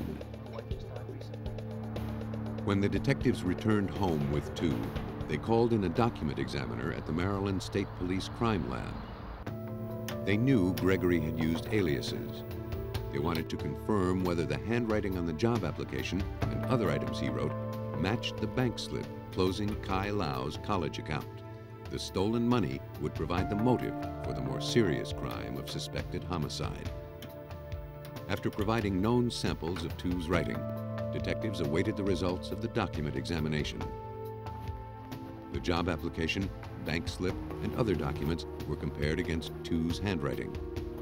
In making the comparison, factors such as writing style, speed, and pressure are all studied. Document examiner David Sexton explains. And it's a combination of those characteristics as well as a combination of recognizable letter formations and that combination of characteristics that are unique to the individual's handwriting. The writing on the job application, bank slip, and other documents was Gregory II's. Hi, how are you? Police also consulted a forensic serology investigator about the blood spatters found at the II house. He confirmed they were consistent with a high-velocity wound, most likely from a gunshot. Despite all the evidence investigators had collected, their case was still flawed. They needed something solid to prove murder. Without Lisa's body, the only physical evidence they had was blood from the house. In a divorce settlement. They had to somehow tie it to the victim. Kathy, Karen, and Linda, and they all They had only one chance, and it was a long shot. To prove Lisa II had been murdered, Maryland investigators had to link her to the blood in the house. They hoped forensic DNA analysis could do that, but in 1988, it was still in its infancy. In fact, DNA evidence had only been used in a few trials nationally, none of them murder cases. And the 2 case posed a significant challenge. There were no known samples of Lisa Tu's DNA that could be used for comparison. Without them, it would be difficult to connect Lisa with the blood spatter. The DNA lab needed to perform a reverse paternity test, but this time they would have to work backward. They would determine Lisa's DNA from the blood of her son.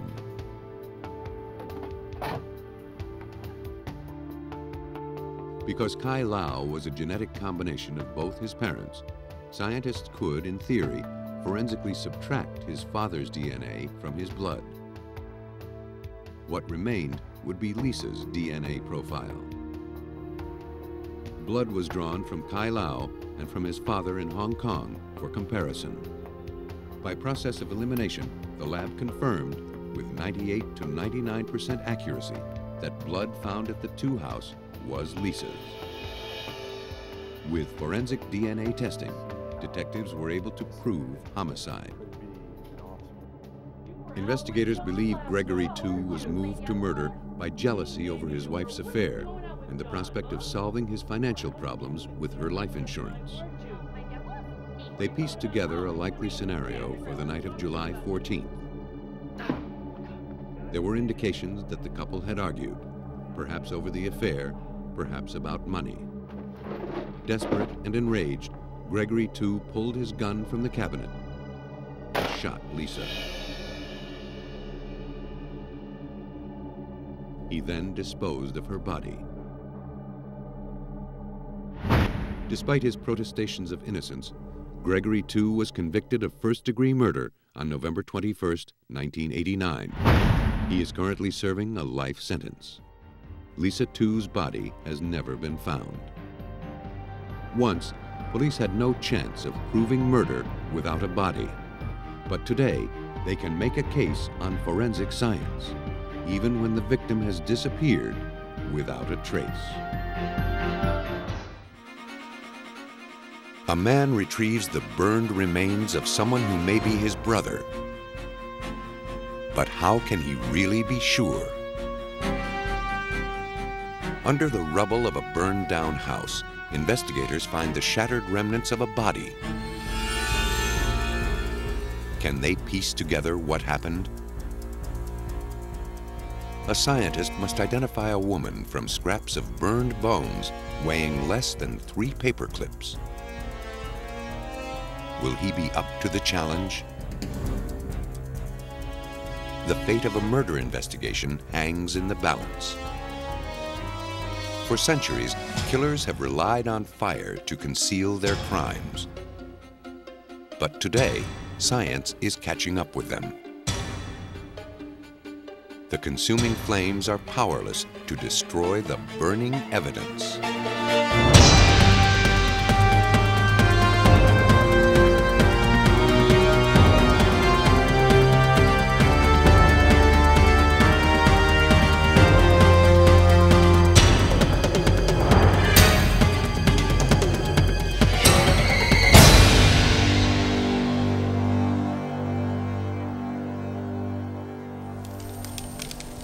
Fire.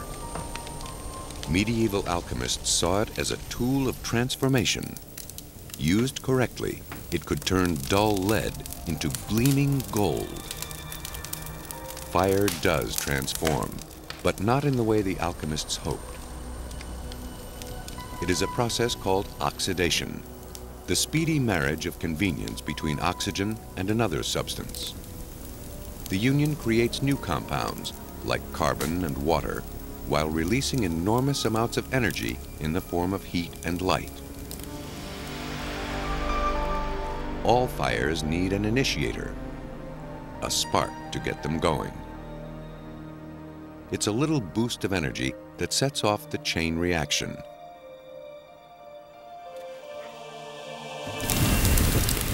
Then the fire burns until there's nothing left to burn.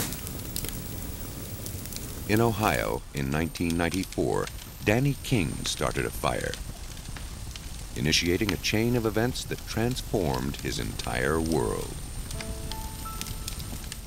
King had a fiery relationship with his live-in girlfriend, Marilyn Garland.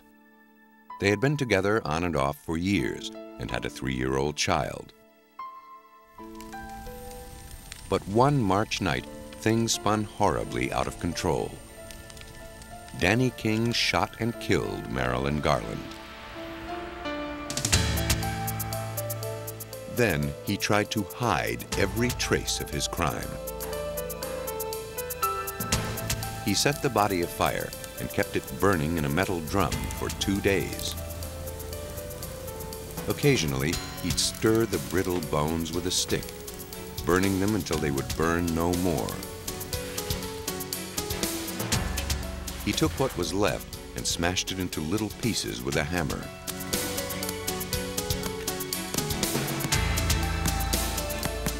He gathered the remains and dumped them in the river. He may have thought that without a body, there could be no proof of murder. Then he ditched the drum behind a warehouse in town, a place where similar drums stood. Certain he had gotten away with his crime, Danny King waited 6 days before he called the police to report Garland as a missing person. Lieutenant Ray Todd worked on the case.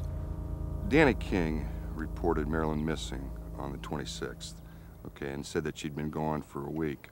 Well, it wasn't unusual for Marilyn to just take off for a few days at a time and go party.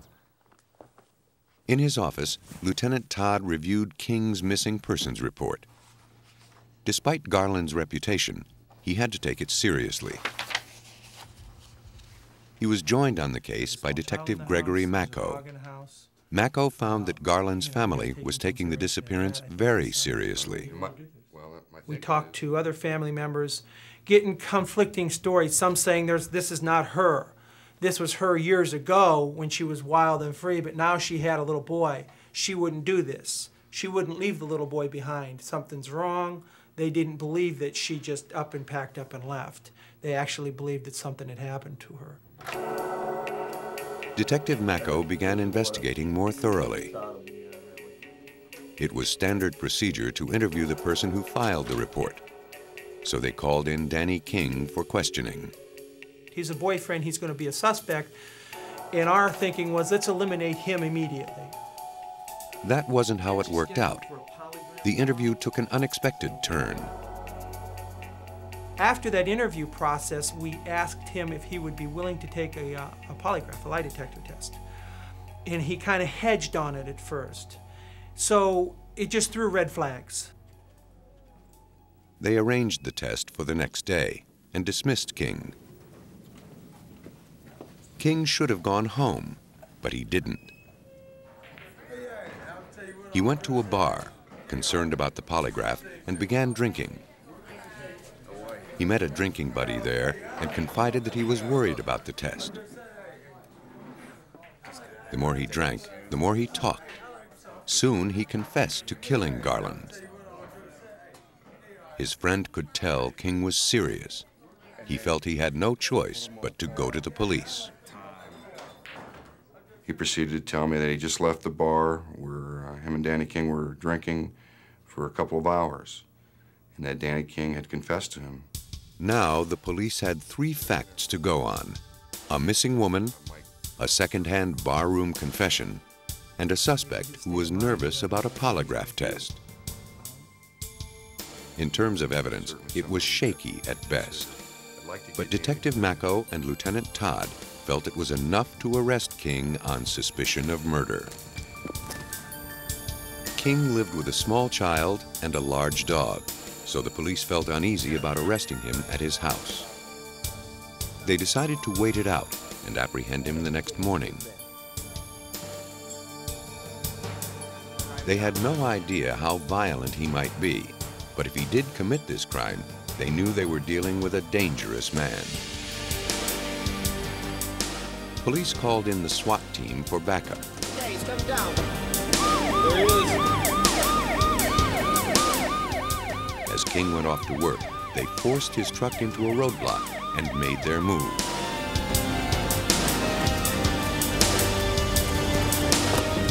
Your hands up! Put them up! Go! Get out of the van. You're under arrest, right? Get your hands up. After King was safely in custody, the police began to build their case. For that, they needed more evidence. They obtained a search warrant and inspected King's house, but they found nothing incriminating. They had divers search the river and the canal for remains. They came up dry. Without a body, a weapon, or any other evidence against him, Lieutenant Todd didn't have a case, and Danny King would go free. If King truly did try to destroy the evidence in a metal drum, they reasoned, the drum must be around somewhere. But all they had was a burned patch of grass. The police placed an ad in the paper to find the drum. Soon after the ad ran, police received a call from a local businessman. One of his employees noticed a suspicious-looking barrel behind their warehouse. Lieutenant Todd went out to inspect it. You could see some debris inside the bottom. Reached in and picked up what I believed to be was a bone fragment. When I saw that, I just knew that this was the barrel that was used to burn the body of Marilyn Garland. Todd shook the drum to remove more debris clinging to its interior. Out came nails, scraps of wire, some fabric, and a seed pod.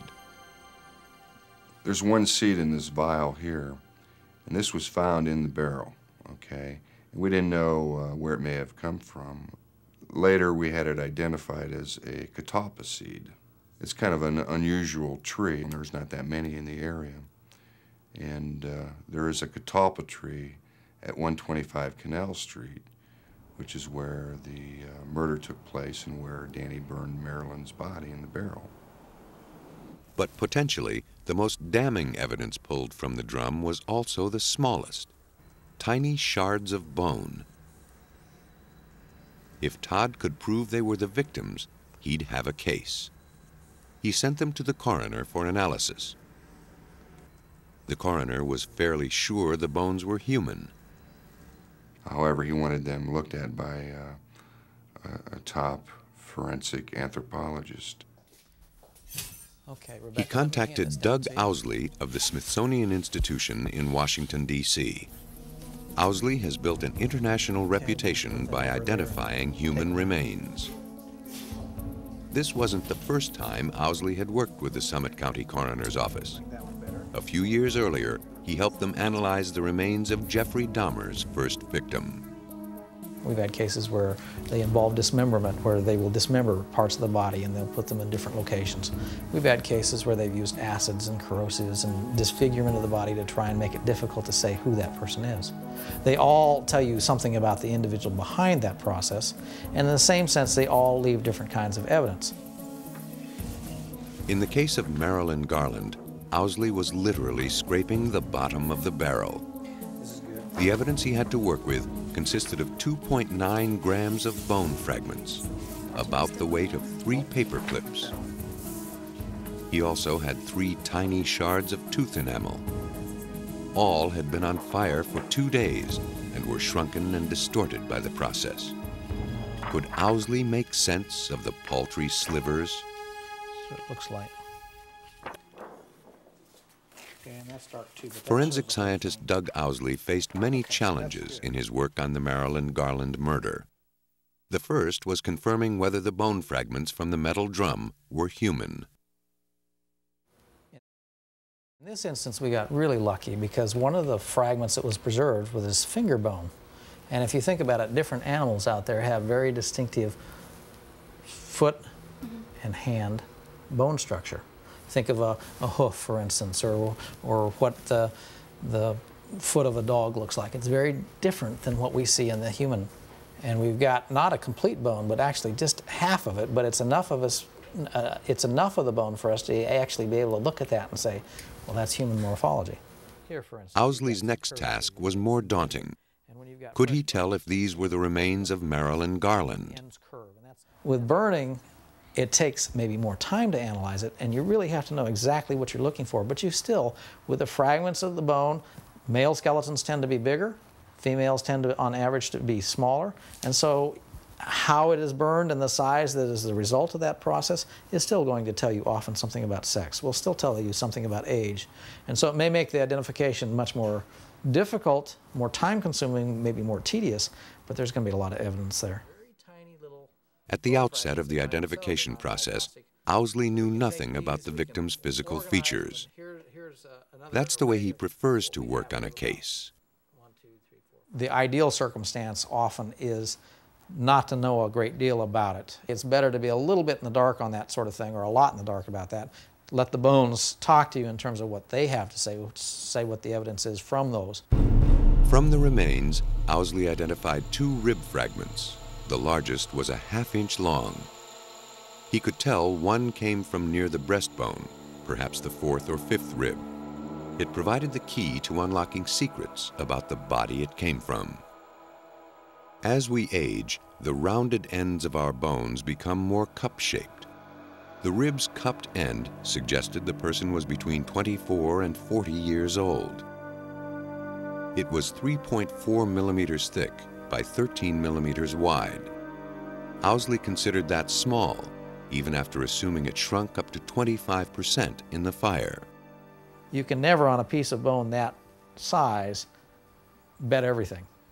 But on the other hand, you can turn around and say, in terms of probability, in terms of comparative data that we have, it's likely that this is a very small person.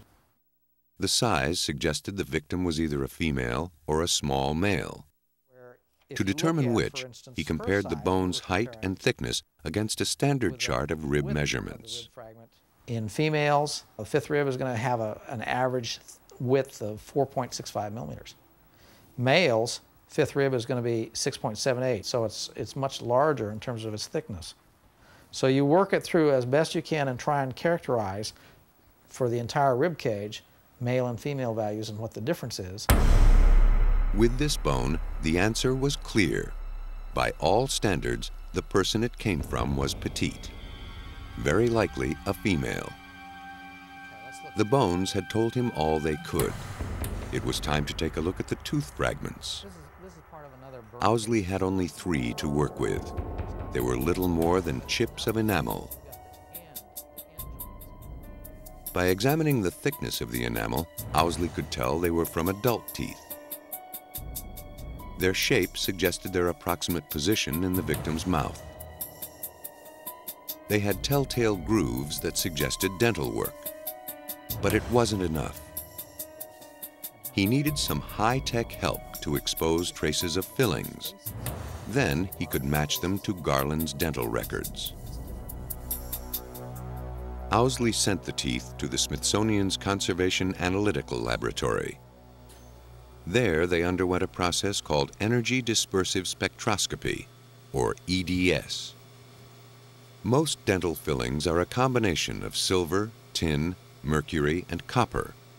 They melt in the heat of a fire, leaving behind invisible traces. The EDS brings them out. The tooth fragment is put into the chamber. Then the air is drawn out, creating a vacuum. An electron beam bombards the sample. It can be aimed very precisely. The EDS provides a 3D image, so the operator knows where to point the beam. The stream of energy excites electrons in the sample, causing some of them to fly off. Some elements give off more electrons, some produce fewer. By measuring the electrons spewing from the sample, the EDS determines what elements it's made from. The results come out as a graph of peaks and valleys. Each peak represents a different element. Its height corresponds to the amount of the element in the sample. The graph was printed out and given to Owsley to analyze. This is an area here on this count, fragment 1, where we're scanning on the tooth surface. You can pick up the peak for calcium, peak for phosphorus, and those are normal tooth enamel. On that same fragment, if you go to a different location, Here now we're starting to get a peak for tin, indicating the presence of tin on that tooth surface. The EDS showed that 2 of the fragments had traces of copper, and all 3 had traces of tin. Because the metals were found only on specific parts of the teeth, Owsley concluded that they were the remains of fillings, not contamination from the metal drum. He had already determined from their shape that he had fragments of premolars. Now he knew they all had fillings. With this information, he was ready to compare his findings against Marilyn Garland's dental records. So working with a dentist, I sat down, we went through and figured out which teeth she'd lost in life, which teeth had fillings, what types of fillings they were, and we would prepare a dental chart. And this is a basis for comparison with the dental fragments that we had. Most of Marilyn Garland's premolars had fillings.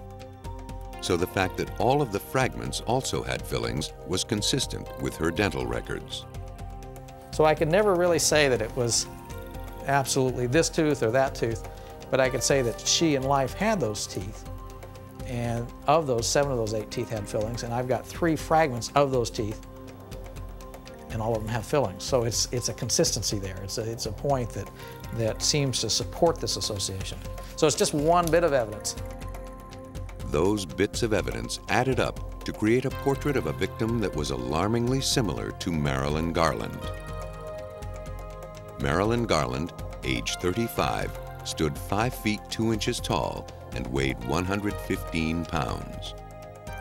Obviously, they couldn't positively say that it was her, but he was able to say that it was a petite female, possibly white female, between the ages of 25 and 35. I mean, it really narrowed it down, which was, surprising to me, just to find some remains, charred remains, to be able to look at him and obtain that much information from him. That was surprising. Awaiting trial, Danny King learned that he'd left enough evidence for scientists to come so close to identifying Marilyn Garland. Rattled by the news, he made one more mistake. Danny King confessed a second time, this time to an inmate at Summit County Jail, and the inmate ended up telling us about it. And Danny King even told him where he had disposed of the gun. King admitted stashing the gun in a storm sewer behind a restaurant. Detective Todd drove to the location and found it immediately. Police had all they needed: the confessions, the burned barrel, the weapon, and Doug Owsley, who turned a handful of splintered bones into rock-solid evidence. I've been involved in a number of cases where you're searching for a missing person. You know that person in your heart, you know that person's dead. And they may even have good, strong evidence as to who's behind this. But without that body being recovered and without that physical evidence, you still could go to trial, but it gets much more difficult. It gets, you need a lot of good physical evidence, and a skeleton or a body is going to be a critical thing. Danny King was found guilty of murder. He was sentenced to 21 years to life. Generations of murderers have relied on fire to hide their crimes. But some little detail always lingers for those who know what to look for. In Tennessee, investigators depended on scorched bones to divine not only a dead man's identity, but also the strange circumstances of his death. On January 15, 1981, a house burned to the ground in Kingsport, Tennessee, before the fire department could save it. The owner, James Grizzle, hadn't been seen since the blaze. Nobody gave it a second thought, because Grizzle spent much of his time in Virginia. Then, Detective James Moffett of the Kingsport Police received a call from Grizzle's mother in Virginia. What's his name? She was concerned because she hadn't heard from her son in several days. Where does he live at? Moffett smelled trouble. He knew that Grizzle had hired a live-in handyman named Stephen Leon Williams to help renovate the house. Williams was not a model citizen. I knew Stephen Leon Williams. and I was investigating him on some burglaries. And I knew that Mr. Williams was living with Mr. Grizzle in Hawkins County. I talked to Mr. Grizzle probably about a week before his house burned about Leon. The fire department didn't look for a body once the blaze was out. But after hearing from Grizzle's mother, Moffett began to suspect something more than a house fire. If Grizzle was in the house when it burned, his remains would still be there. Moffett would need an expert to determine if Grizzle's death was an accident or murder. He called state forensic anthropologist William Bass. It's an interesting case because most houses that have burned down, the fire department's been there, lots of people have walked through the area. This was one of the few cases in which nobody had walked into this house at all. So you got there and the house had burned down, and there were no footprints in the house at all. And so we were the first ones in there. As you can see over here, The undisturbed condition of the site assured Bass that any signs of foul play would still be there. Mr. Grizzle may be in there. Moffett pointed out the locations of the bedrooms, kitchen, and living room so Bass could get his bearings. As with any archaeological excavation, he and his team carefully sifted through the debris with trowels and brushes. They moved one brick at a time, searching for the all-important remains. A little over an hour after they began, Bass found some human lower leg bones on the concrete basement floor. Before long, scattered bones started coming out of the rubble, and with them, a horrible story began to emerge. The body had been lying on its back, but the legs were up over the body, as if you lay down and take your feet and pull them up to your head. However, there was no head. The victim was separated below the shoulders, and the upper and lower halves of the skeleton were 12 feet apart. That wasn't entirely unusual. A skeleton may become jumbled if the victim had fallen through the floor and landed in the basement. But Bass knew that wasn't the case here. Had the body fallen, he would have found debris between the skeleton and the concrete. Bass found no debris. In fact, the victim was fused to the floor. It's like taking a piece of meat and putting it in a hot skillet. That meat will sear onto the hot surface. In this case, the fats running out were so hot that they literally solidified what clothing remained. So we had to scrape off the clothing, and there was no debris between the floor and the bones. The condition of the clothing told Bass the victim was in the basement when the fire began. If the body didn't fall from a height, Bass knew of only one other way to explain how the bones became scattered: an explosion. Neighbors' reports confirmed Bass's conclusion. They heard a blast shortly before the fire. Judging from the way the upper torso was separated, Bass suspected the center of the explosion was on the victim's chest. It might have been some freak accident. But then Bass found another clue. The flattened remains of a spent bullet lay upon the basement floor, just below the victim's heart.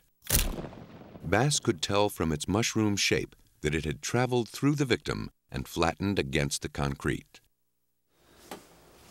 At first glance, it looked like homicide. But homicide cases are won on hard facts, not speculation.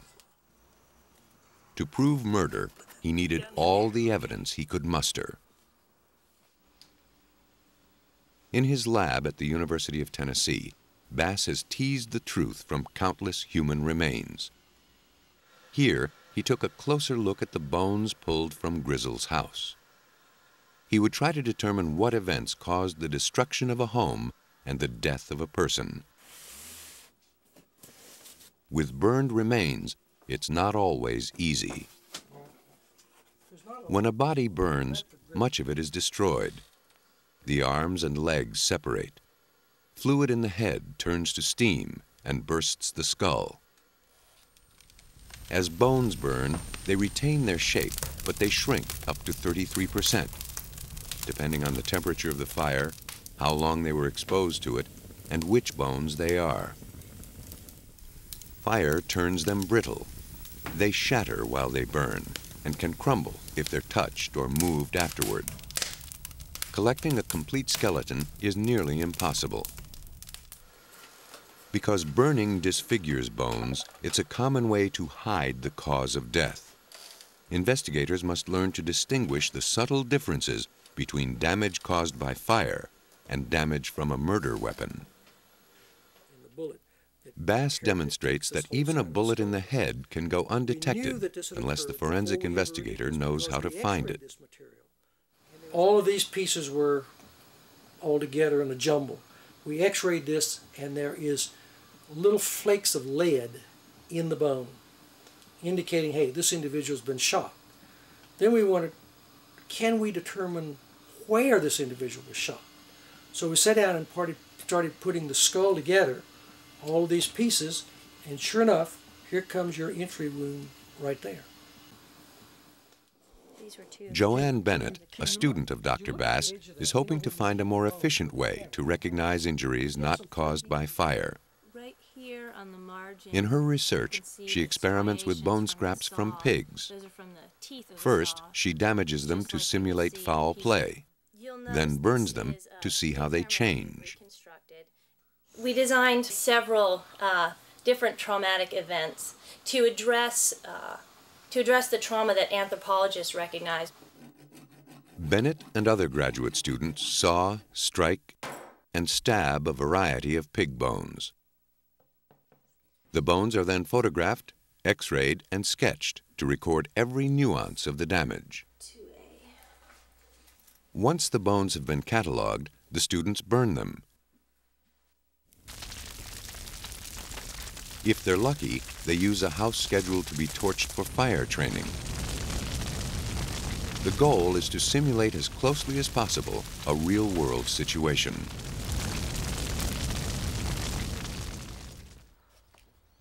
After the smoke clears, the students pick through the rubble to retrieve as many bone fragments as they can find. Oh, I found one. They take the bones back to the lab and examine them to see if they can detect the marks they made. The marks made by a scalpel or saw blade survived the fire with no problem. The fine striations of the saw can even be seen with the naked eye. The marks made by the hammer are less easy to discern. Bennett is just starting her research. As she and her colleagues experiment with a wider sample of bones, she feels confident they'll come up with some guidelines forensic investigators can use in the future. With the remains in his lab, Bass pieced together the sorry events that transpired in James Grizzle's house. The flattened bullet and scattered bones suggested murder.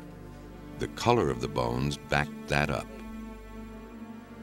As bones heat up, their color changes. Forensic investigators depend on that to estimate the fire's temperature.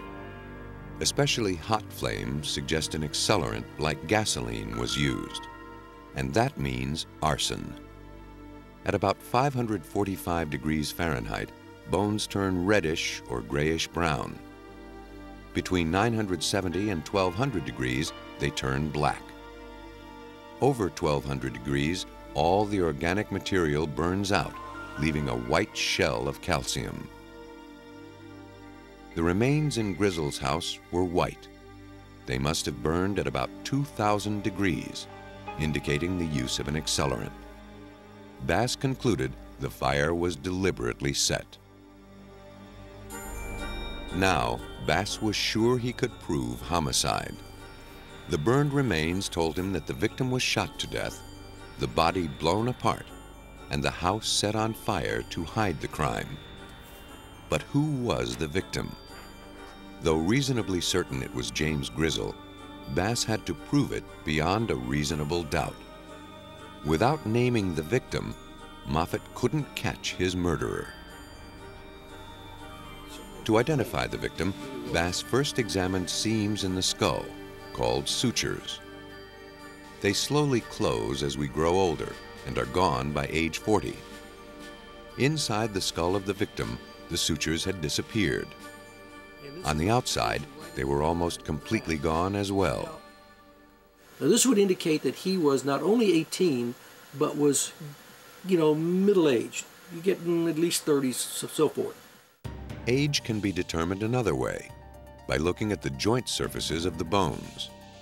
As people age, the body deposits more bone around the joints, causing a condition called arthritic lipping. It begins in the late 20s or early 30s and increases with age. The lipping was consistent with someone in his mid-30s. James Grizzle was 38 years old.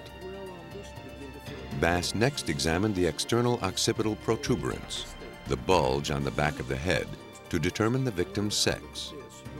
The structure is larger in males than in females. It left Bass with little room for doubt that the victim was male.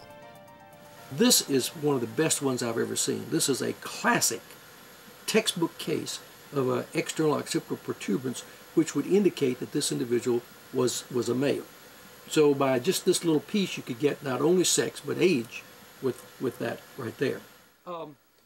From the evidence, Bass determined the victim was a white male in his mid-30s, a description consistent with James Grizzle, but not close enough to hold up in court. To be absolutely positive, Bass relied on Grizzle's dental records. You have this tooth with a filling that's attached to the tooth after the fire. So we asked the police if they could find from the family a dental record of him. We knew he'd been to the dentist because you could see there were fillings in here. Bass compared the structure of the tooth and the shape of the root. From Grizzle's dental records, he was able to make his final determination. This was the skeleton of James Grizzle. The teeth provided Bass with a quick and easy way to make a difficult identification. But it was important that he first tried to make the ID using the bones. Otherwise, he'd have no way of knowing if more than one victim was buried in the rubble. If the bones and teeth all suggest the same person, Bass can be confident only one victim was buried there. That person was James Grizzle. Based on this information, Detective Moffat had a case against Leon Williams. It was further bolstered by the discovery that Williams had stolen James Grizzle's truck and forged his checks. Faced with the evidence, Leon Williams confessed. In his confession, he confirmed Bass's careful reconstruction of the crime. He shot James Grizzle in the basement, poured gasoline throughout the house, strapped an explosive to the victim, and when it went off, it set the house on fire. For his crime, Leon Williams was sentenced to life. If you don't destroy the evidence, if you don't bring in a bulldozer and clean it all off or something like that, the evidence is there. If you know what to look for. It takes you a while, but we were able to reconstruct the events that occurred in this case exactly the way the individual who was charged and convicted said it happened. William Bass unmasked a killer who went to great lengths to disguise his crime. Elsewhere, a man went to greater lengths to bring the bones of his missing brother back from Guatemala. Guatemala, 1985. A country caught in a civil war between the government and communist guerrillas. In the outlying villages, the government appoints civil patrollers, an armed militia made up of civilians. Everyone must serve 1 day a week. The government provides guns, but no training. It instructs the militia to patrol for communist rebels, but nobody patrols the militia. For hungry young journalists, 1985 was an exciting and dangerous time to be in Guatemala. Freelance American journalist Nick Blake and photographer Griffith Davis underestimated that danger. In their pursuit of a story, they headed into a remote part of the country and vanished. Nick Blake's brother Randy did all he could to uncover what happened. My brother disappeared in March of '85. I'd been doing requests with the State Department and 4 or 5 other federal agencies who would be in a position to know things, such as the CIA and the National Security Agency and others for ever since, probably 1987. Randy Blake found only dead ends. Then, a year and a half into his search, he heard an unconfirmed story from an American teacher in a village in Guatemala. We would go to little fiestas with him and so forth, and he got to know them, and they would talk about the gringos that got killed by the Civil Patrol. Piecing together the details, the teacher believed the Civil Patrol shot the journalists in 1985. A ravine became their makeshift grave. The Blake family kept pressure on the U.S. and Guatemalan governments to find Nick. To hide the crime, the Civil Patrol retrieved the skeletons and burned them in a raging bonfire.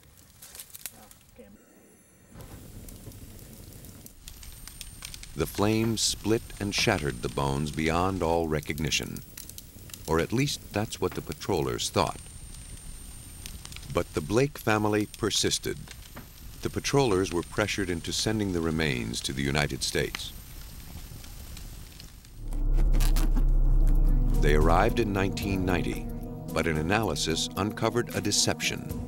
The crate did not contain human remains. Convinced they had exposed a cover-up, the Blakes and U.S. authorities demanded the truth. Felipe Alva, the regional commander of the Guatemalan Civil Patrol, refused to talk about the incident until the Blakes offered an incentive. And he was going to be offered a $10,000 reward. And so, but it was going to be paid to him in allotments as he performed along the job. Enticed by the offer, Alva agreed to send the real remains to the U.S. so long as the family promised not to prosecute. He came out with a partial unearthing of remains from the site, and he brought them back in 2 boxes, very curious things. They were essentially little caskets, mini caskets, square pine boxes that were velvet lined. And it was the strangest thing because they had dirt in them from the site with little bone chips salted throughout them and so forth, because that's essentially what was remained of my brother and his friend.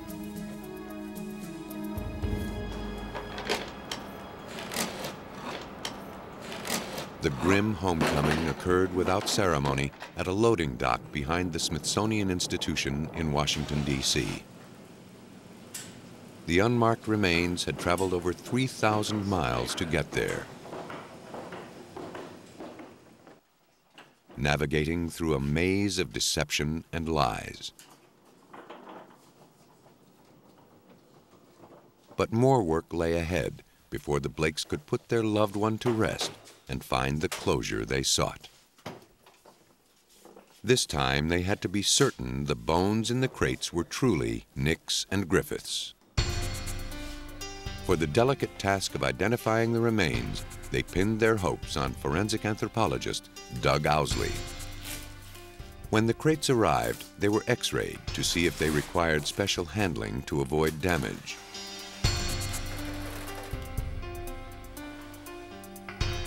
They contained no surprises. Mostly soil, ash, roots, and bits of bone.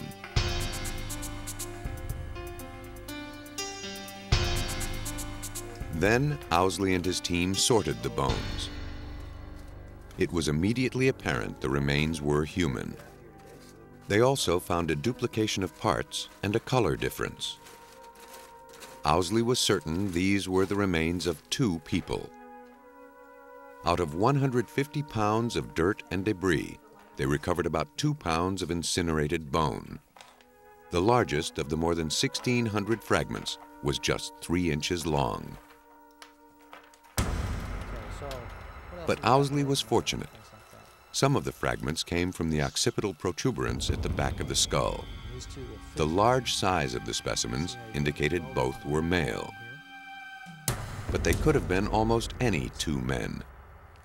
Then he found a nickel-sized piece of bone that made all the difference. It was a fragment that fits in the forehead and forms a ridge or crest for the sinuses inside the skull. It's called the frontal crest. Now this is a really unusual configuration of the frontal crest here. Usually this is a solid, prominent ridge, but in a small percentage of the population you can get a double ridge morphology like that. So we had this piece, and based on that, I had a microfilm of an X-ray that was taken of Griffith Davis. Owsley compared the crest with an X-ray of Davis's head taken after a car accident. The unusual structure of the bone fragment from Guatemala matched the X-ray. But did that prove the fragment came from Davis's skull? Not unless Owsley could first prove that its structure was truly rare. To see how often the crest structure occurred in the general population, Owsley referred to a group of skeletons known as the Terry collection. The more than 1,600 skeletons of the Terry collection were donated for medical research from the 1920s to the 1940s. They represent a cross-section of the population. The medical history of each individual is part of the record. Owsley used the Terry collection to see what percentage of the population shared Davis's frontal crest structure. We'll take this one. If only a few people had that bone configuration, and if it was shared by the Guatemala sample and Davis, then Owsley could reasonably conclude the bones could belong to Davis. If you look at this cranial vault, for instance, one of the things that you've got is here's the cribriform plate, frame and cecum, and then you've got this standard type of frontal crest. And it's a very prominent ridge that occurs in 88% of white males. Now, in contrast, you see how you've got, again, the same structure, but now we've got a double ridge and a groove. This is the type that we see in Griffith Davis's cranium. This occurs 9% of the time. Davis and the remains from Guatemala shared the same rare anatomical feature. Owsley felt confident the skull fragments could belong to Davis. But were the remaining bones Nick Blake's? The limited sample enabled Owsley to perform only one more test, determining the relative age of the bodies. For this, he relied on the sutures in the skulls. In the specimen that Owsley thought to be Griffith Davis, the sutures showed advanced closure, suggesting a man in his 30s. The sutures on the other remains were still open, indicating a younger man. So that helped differentiate. The two males were differing in age by about 11 years. And this helped me determine that this is the older person. At the time of his death, Griffith Davis was 38. Nick Blake was 27. Owsley's calculation was right on the mark. To Randy Blake, Owsley's identification was encouraging, but naggingly inconclusive. If these bones were truly the remains of his brother, he needed to be absolutely sure. As long as a shadow of doubt persisted, the Blakes could not give up their search. But Owsley had reached his limit. He could go no further without more remains. We said to ourselves, it's probably Nick, but darn it, we want to get up to that site and we want to determine definitely that this is Nick, and let's just make a trip down there. We've got an opportunity. Going to Guatemala was the only choice the Blakes had if they wanted to honor their brother. But Owsley had to accompany them. Only he could provide the assurance the Blakes had waited so long for. Together, they would retrace the final steps of Nicholas Blake and Griffith Davis. With forensic anthropologist Doug Owsley's help, Randy Blake felt he was close to finding his brother. He knew that the only way to claim Nick's remains was to retrieve them himself.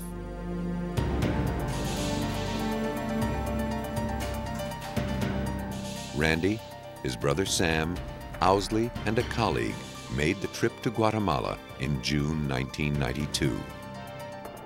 There, they met Regional Civil Patrol Commander Felipe Alva. He took them to the remote mountain location of the remains. But Owsley wasn't buying it. And I take my trowel and do a little scraping. I cut down to about 15 centimeters, and I come up and say, this is the wrong site. I say there's not enough ash, there's no bone fragments here, there's none of the red soil that I'm looking for. I just looked at all of this 2 containers a couple months before, and there's none of the roots that were found in any of that. Then, sheepishly, Alva's assistant reached under a log and removed a green plastic bag that contained a handful of human bone fragments and some soil. And in this 8 ounces of soil, it's got the right color, it's got the charcoal, it's got root fragments. And I say, this is from the right site. And he says, I got it right here. The assistant told them these were the last of the remains. The Americans demanded to see where they came from. We went back to our little hotel in Nebab, and we basically grilled Felipe Alva for 3 hours that night with a Guatemalan colonel, U.S. Embassy defense attaché, U.S. Army colonel, a couple of other people in the room, and basically sat him and said, Alva, you lied to us. Under duress, Felipe Alva agreed to take the team to a site he swore was the actual location of the remains. When they arrived 2 days later, Owsley looked it over with a skeptic's eye. We could see the indentation where the soil had been taken out. We worked it around the perimeters, and we found a lot of things. One of the things we found lots of was metal. Well, here's part of an eyeglass frame, part of the eyeglass piece in the frame, and it's a circular type of pattern. And it's just one of the things that when we first picked it up, one of the brothers of this man said, that looks like his glasses. So we knew that we were in a very significant spot. Now certain they had the right spot, the team collected all they could and headed home. It was almost like tailor-made for Doug Owsley. I mean, it was so perfect because he you know, we were so lucky to have him in that one day, because clearly a deception was planned and was being executed, clearly. And he just totally blew it out of the water by being there, and allowed us to have the ammunition to get this guy to come clean. Among the bones Doug Owsley carried back with him were fragments of a shattered jawbone. They still held some of the teeth and all the roots. They would enable him to make a direct comparison to Blake's dental records. From the dental records that we had of him in life, we knew that he had impacted third molars. And they had come in at an angle where the third molar had bumped into the second and had gotten locked up. And so what it had actually done is wore a contact or a wear facet into the side of the second molar. And it had a very distinctive root associated with it. From the shape of the teeth and roots, Owsley was able to positively identify Nick Blake. For the Blake family, it marked the end of a grueling, emotional ordeal. Now they could grieve Nick's loss and give his remains a proper burial. That meant everything, to repatriate his remains and bring them back and bury them in a cemetery and give them a grave marker, which we did. Not enough remains of Blake or Davis were recovered to confirm they were shot.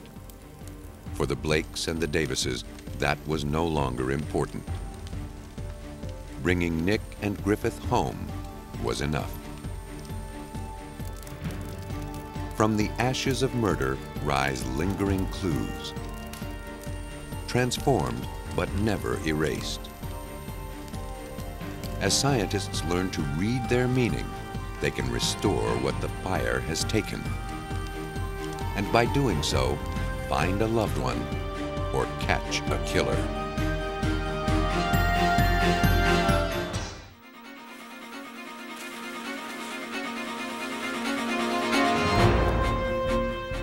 Investigators seek a serial bomber whose targets crisscross New York State.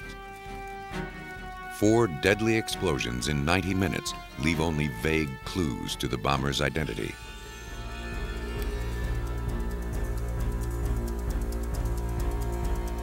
Detectives in Florida rush to the scene of a massive explosion at a lavish estate. Somewhere in the twisted wreckage lie clues that will lead them to the killer.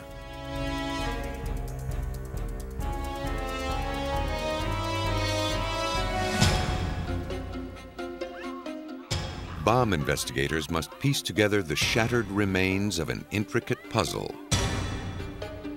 Every long and grueling bombing investigation begins with a short fuse.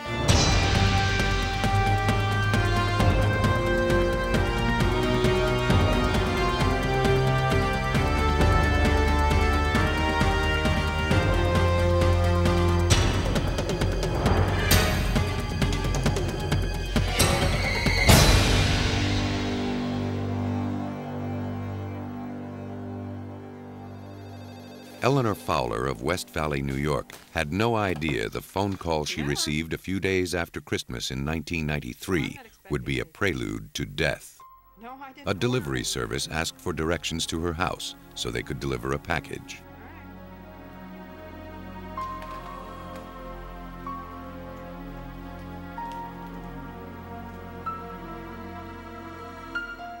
Suspicious, Eleanor called the police. They told her anonymous packages aren't a crime, and there was nothing they could do. Eleanor accepted the box with reluctance.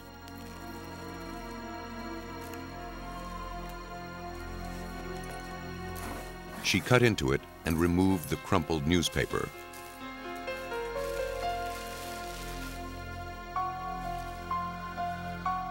Inside, she found a toolbox. Whoever sent it didn't include a note.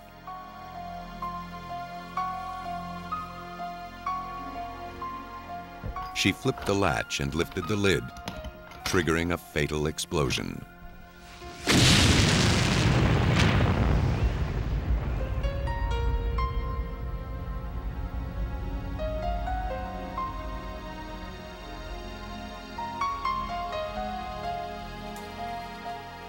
Eleanor Fowler was the first victim in what was to become a statewide serial bombing.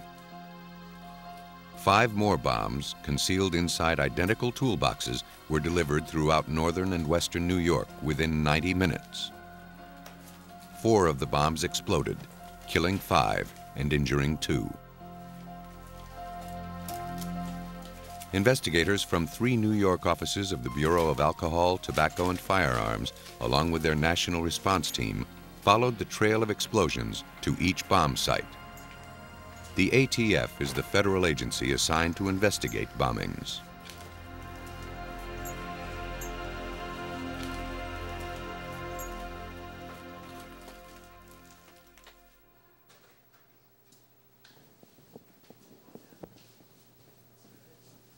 Special Agent Scott Sammis of the Rochester Bureau of the ATF was one of the first agents to respond.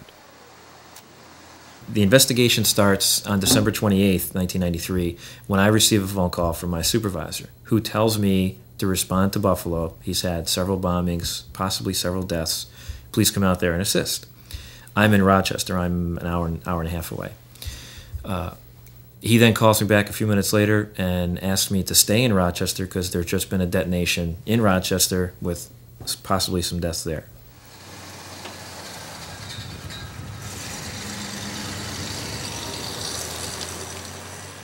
The 4 simultaneous bombings would stretch the limits of the ATF and other law enforcement agencies. At each scene, investigators' first task was to find every piece of evidence, no matter how small, no matter how inconsequential it looked. It was too soon to tell what might point them to the person who sent the deadly packages. Much of the evidence consisted of small fragments coated with explosive residue. To determine what kind of explosive was used, the evidence at each scene was bagged and sent to forensic chemist Doug Klapek at the ATF laboratories in Rockville, Maryland. Well, in this case, we had to make sure that everything not only was stored separately up in Rochester, but was shipped separately down here, and different people were handling different parts of evidence. Even though things were already in airtight containers, we wanted to make sure that was the case. As the lab processed the evidence, investigators tried to trace the packages. The bomber used local delivery services and the U.S. mail, making the parcels difficult to trace. Unaware of their deadly cargo, the unsuspecting drivers made their rounds.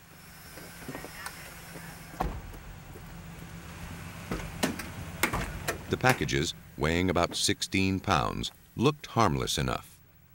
How could the delivery people know they were laden with death?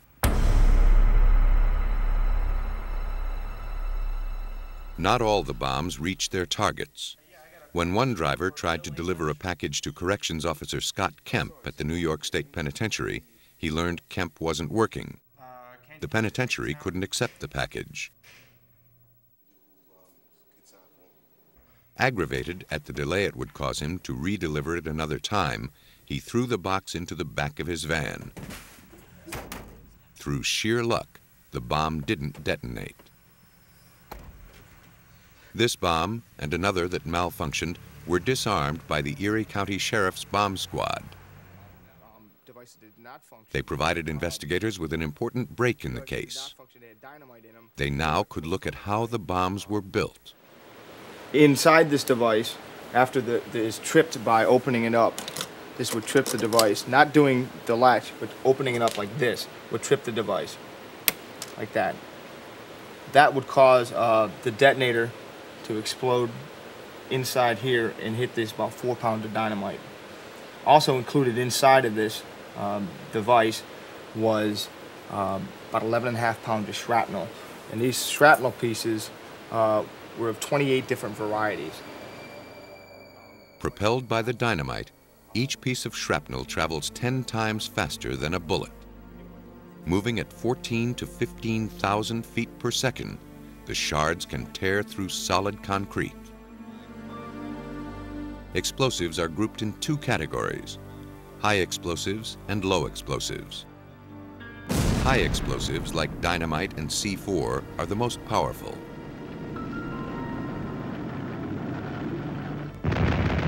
They are used commercially for demolition and excavation and for military applications.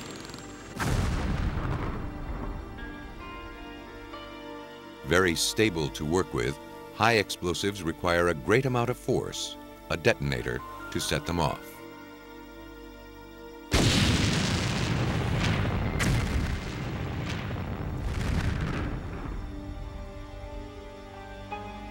Low explosives include the flash powder used in firecrackers and smokeless powder used in shotgun shells. They're easier to ignite than high explosives and are the explosive of choice for amateur bombers.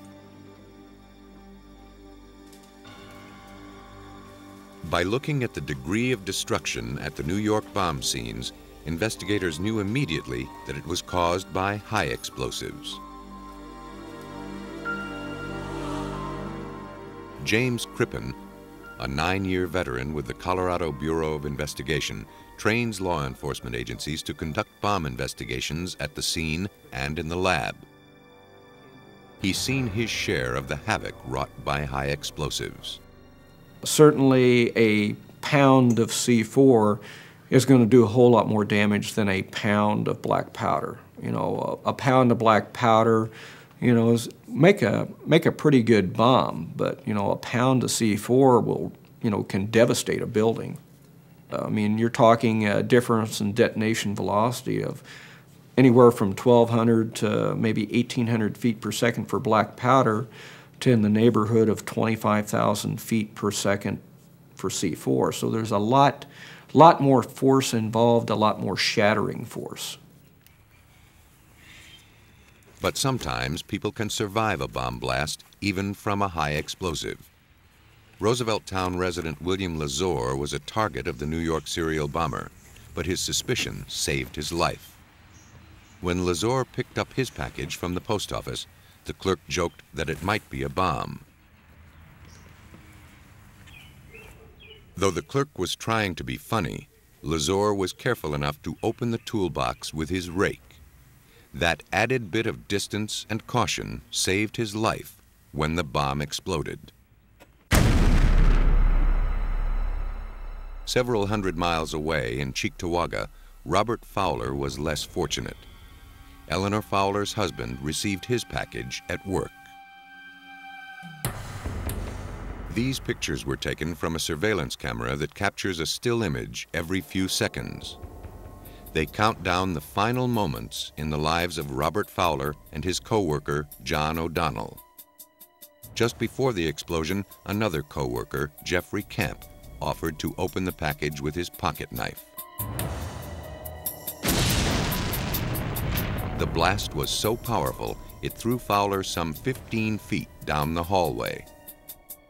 Miraculously, Camp survived and can be seen fleeing the scene for help. 6 bombs, 4 explosions, 4 counties in New York State. Each unexploded bomb was nearly identical, packaged in a toolbox and mailed from Buffalo.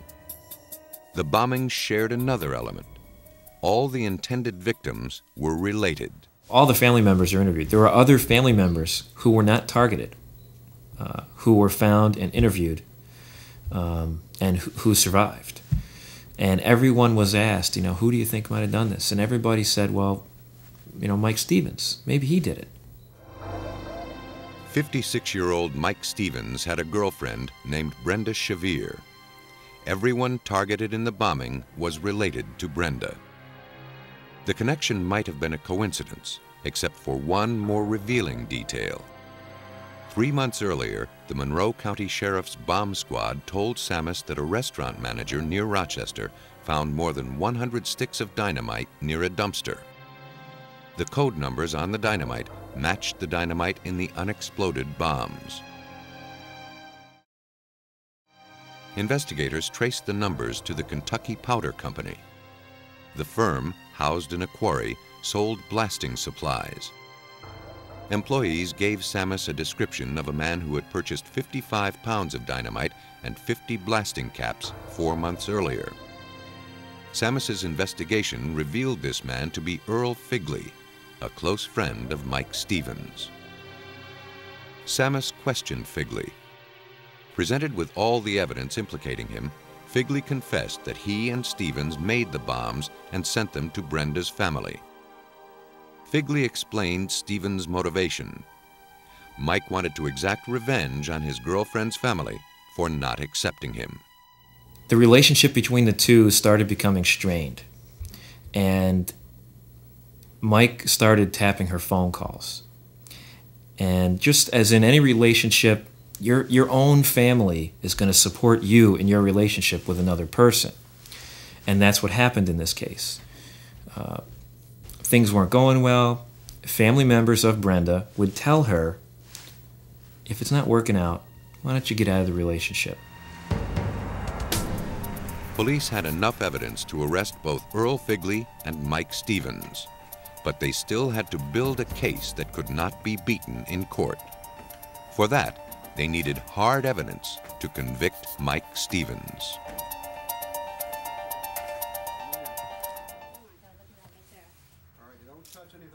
In New York in 1994, detectives continued to follow every lead as they built their case against a serial bomber.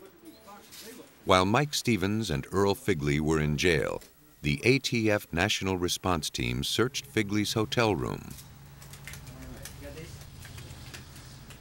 They found boxes identical to the ones used to send the bombs.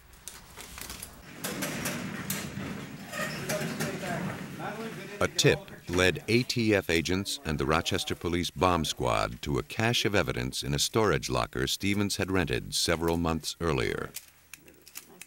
Uh-oh, here we go. Inside the locker, police uncovered dynamite and blasting caps. The explosives provided the ATF and other agencies with the ammunition they needed in their case against Stevens. But the incriminating evidence didn't stop with the explosives. They also recovered disguises Figley wore when he purchased equipment and mailed the bombs: a wig, beard, and theatrical makeup. And a beard and a mustache. They also found the books Stevens and Figley studied to learn how to construct the deadly weapons. The fact that these books exist represents the risk we take living in a free society, according to bomb expert James Crippen. The information has always been around on how to build devices. That's one of the things that we live with in the United States, because we have a very rigid view of freedom of information. No matter how much trouble it's going to cause us down the road. And I certainly agree with that point of view that, you know, you don't want to restrict information. You just hope that people will use it responsibly. Besides the explosives and books found in storage, investigators also found tools in Stevens' home. And like most everything else used in a crime, tools can be traced. At the ATF laboratory in Rockville, Maryland, forensic investigators carefully studied wire cutters they found in Stevens' home. Toolmark specialists had to match the wire cutters with the marks they made on the wires found in all the bombs. Toolmark examiner Elizabeth Gillis. When you have two tools that come off the production line one after the other, they're each going to have their own individuality, their own individual marks, so that when you do make a test cut with the tools, you can put them on the microscope and be able to differentiate between which tool made which mark. First, Gillis cuts a piece of wire using the cutter she wants to test. The wire is the same type found in the evidence. Investigators must make dozens of cuts with the tool in order to study the angle, contact area, and other attributes of the cut. Only then can they match a wire with the tool that cut it. She places the test cut under a microscope, orienting it to the appropriate angle so that she can compare the test cut with the wire found in evidence. She then superimposes the two images to see if the two cut patterns match.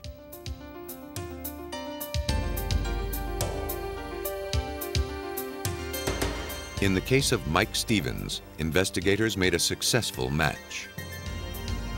The wires used in all the bombs had been cut by the wire cutters found in the basement of Stevens' house.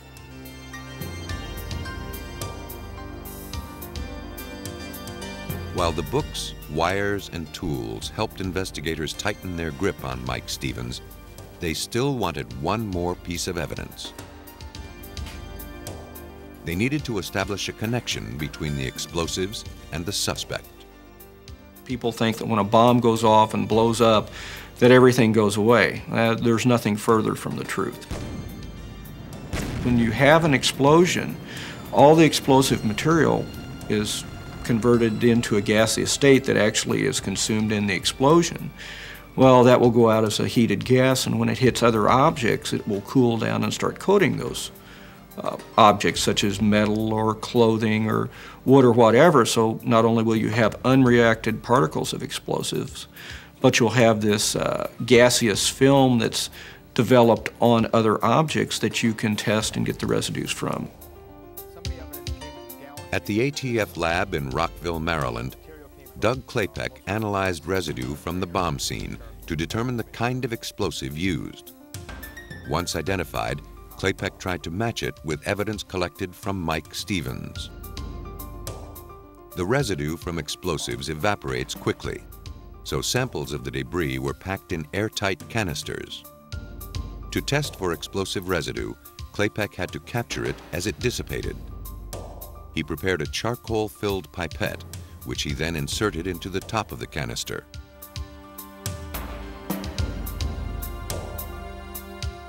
The apparatus was then attached to a vacuum.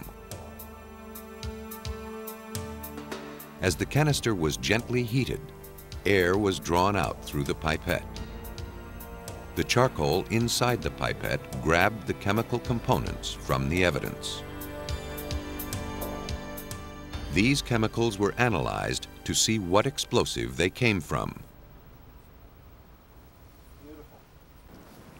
The test confirmed that dynamite was the explosive used in these bombs. Next, Klapek had to prove that Stevens and Figley had recently handled dynamite. If they had, its residue would have remained on their clothes.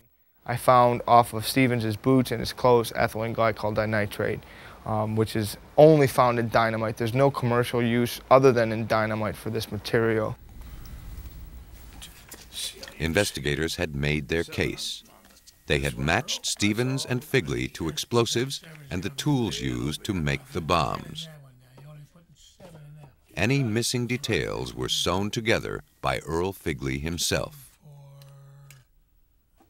With this evidence, ATF agents determined that Mike Stevens constructed 6 bombs in the Rochester hotel room with the help of Earl Figley. In fact, to shift blame from himself, Stevens made sure Figley played a significant role in the murders. Mike Stevens was using Earl to do all his dirty work for him. And he was successful, I guess, for a few hours anyway, but not for very long. Stevens' motive was vengeance. He was determined to make Brenda Shavir's family pay for rejecting him. To be certain the bombs were fatal, he loaded each with shrapnel. There is no doubt in my mind that these devices were designed to kill somebody upon opening. They were a strictly booby-trap device addressed to a specific person. In order to make the bombs harder to trace, Stevens stuffed the packages with newspapers from Buffalo, so it would appear the packages were sent from there, not from his home in Rochester. In court, Figley implicated Mike Stevens, then pleaded guilty. He was sentenced to 20 years in prison. Convicted of the deaths of 5 people, Stevens was sentenced to 4 consecutive life terms. Most times, when a bomb detonates, it begins an agonizing catastrophe. But in a small town in Georgia, explosions are an everyday occurrence.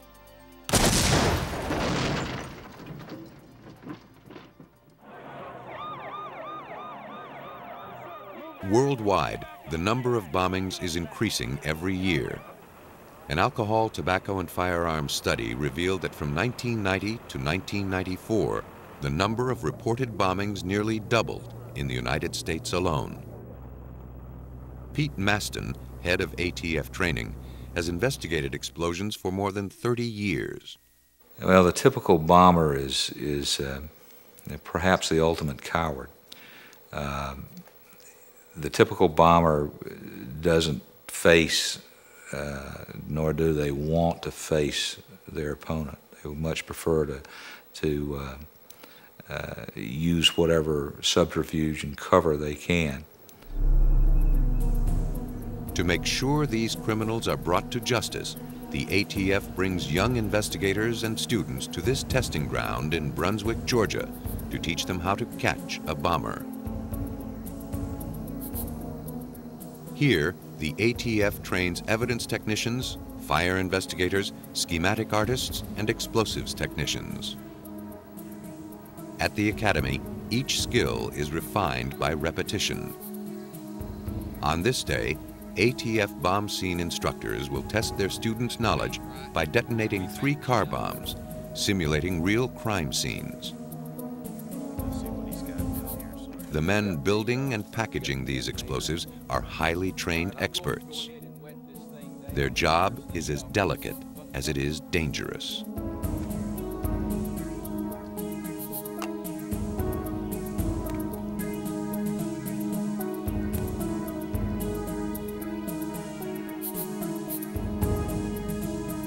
One cannot underestimate the power of the explosive materials. That's why, in inexperienced hands, bomb-making information can be a recipe for disaster, as instructor Larry Casey explains.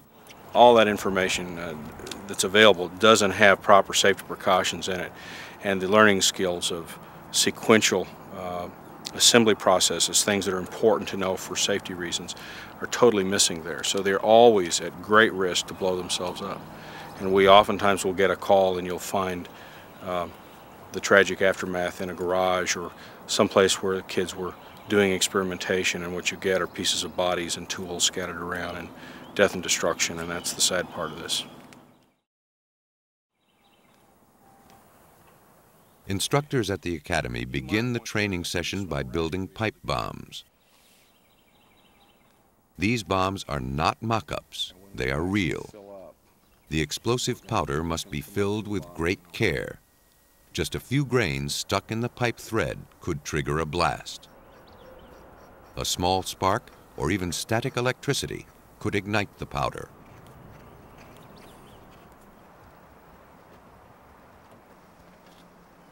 For the test, the bomb is placed so the end caps shoot into the engine compartment and the back seat, making the work of finding them more of a challenge for the students.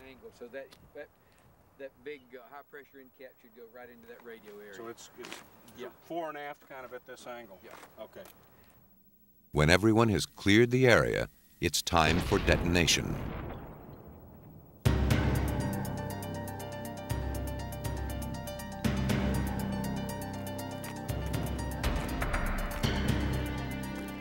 After the explosion, ATF investigators inspect the wreckage.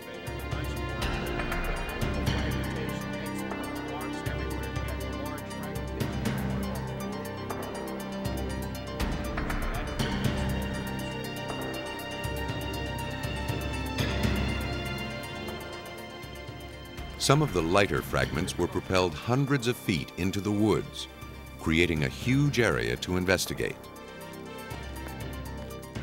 These fragments provide the students with valuable clues about the makeup of the bomb and where it was placed inside the car. In the field, nothing can be overlooked. Investigators have only one chance to gather evidence. Once the scene is released, it's going to be very difficult, if not impossible in some cases, to come back into that scene or to recreate that scene hours, days, or weeks later. So it's a one-shot opportunity for perfection.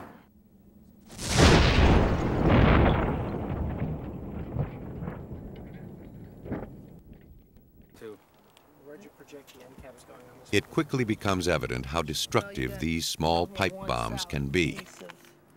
This explosion was so powerful that part of the cardboard carton pierced the car's steel door. It's difficult to tell. Smaller holes. Other fragments sliced through the roof as if it were foil. These holes are larger because the pieces didn't fragment as much. Instructors prepare the next bomb by mixing several low explosives into one powerful cocktail.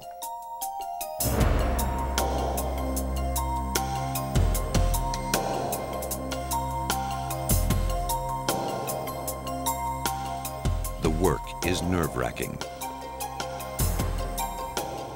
The powder must be tamped into the pipe and the detonator delicately taped to the loaded bomb.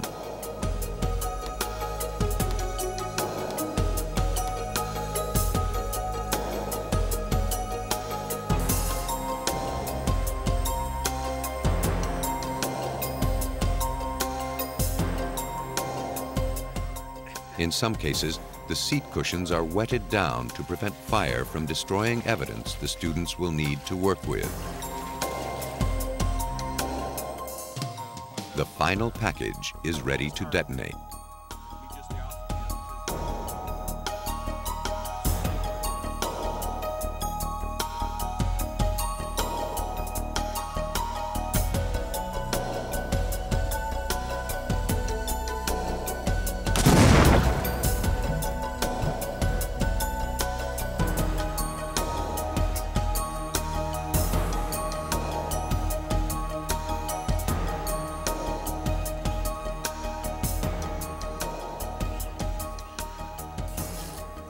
After the explosions, the students divide into teams.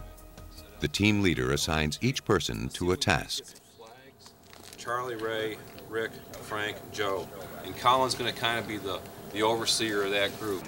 What you found, if you feel like you found something that's a really critical piece of evidence, it's going to give us, particularly the guys that are on the car, to give them an idea on what the device is, to help them look more deeply into certain things. Let's bring that up. The students work together to investigate the bomb scene. In the field, ATF agents have to work quickly and under a great deal of pressure. Students are taught early on they will have to work with state and local authorities, laboratory technicians, and most importantly, each other to solve a crime. One team begins its work by forming a perimeter around the scene. Then they divide the area into quadrants before they begin their search for fragments.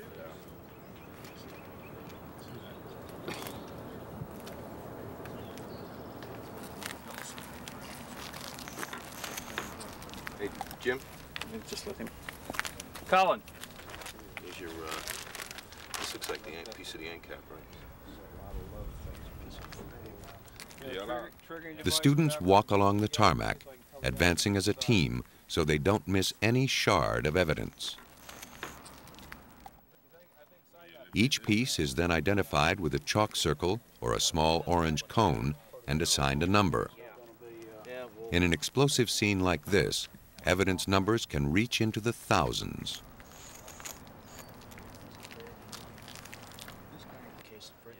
One team member records the identification number and exact location of each piece of evidence.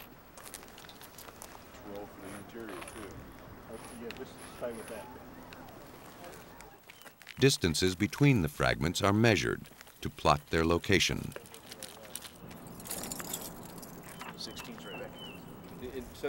Another team closely inspects the damage inside the car. Their job is to figure out which fragments are part of the car and which may be parts of the bomb. For many of the students, this is the first time they have seen a bomb's devastation up close. It won't be their last. And while the damage to the car looks complete, valuable evidence remains embedded in the wreckage. Hatchets, hammers, and crowbars are brought in to pull these clues from the vehicle. The car is literally dissected as students search for pieces of the bomb lodged in or behind the dashboard. They never know where they might find the most significant piece of evidence. The students then move the car and search underneath. Bombs explode in all directions, and clues typically become embedded in the asphalt.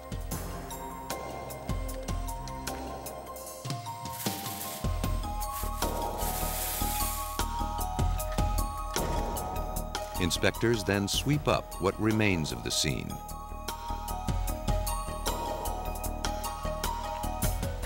The debris is then carefully sifted through a thin wire screen to separate any small clues that may have been overlooked.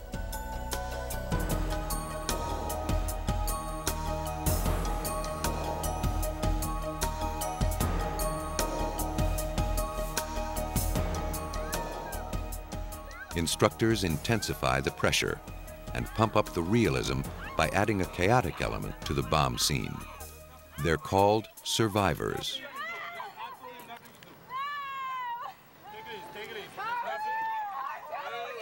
Role players portray panicked victims and family members whose loved ones have been killed or injured in the blast. The scenarios are built on actual occurrences. The students must learn to be firm but compassionate in the emotionally charged atmosphere. As the actors rush toward the bombed-out car, they're stopped by students who must be able to comfort them and keep them clear of the investigation. Once the scene is cleared, it is photographed and videotaped. Fragments are then collected and sent to a lab. These thorough investigation methods must be learned if the students ever hope to catch a bomber. You've got to be able to prove your investigation in a court of law. And most of the time, that takes forensic evidence that puts the bomb in the hands of the bomber. In the classroom, they get an anatomy lesson, learning the vital parts of a bomb. Tape, pipe, detonator, and wires are all carefully examined as the students begin to piece together the evidence gathered outside at the bombing scene.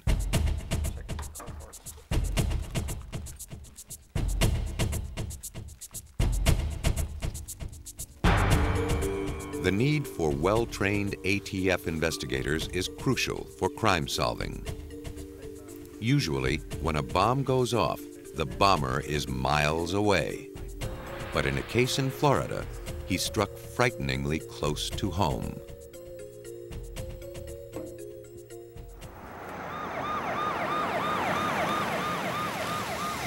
On July 9, 1985, two deafening explosions, seconds apart, rocked a quiet suburban neighborhood in Naples, Florida. The Collier County Sheriff's deputies immediately arrived at the scene. But the explosion had already taken the lives of 2 people. Matron of the wealthy Benson and Hedges tobacco family, Margaret Benson, and her adopted son Scott were killed. Margaret's daughter, Carol Lynn, was critically injured.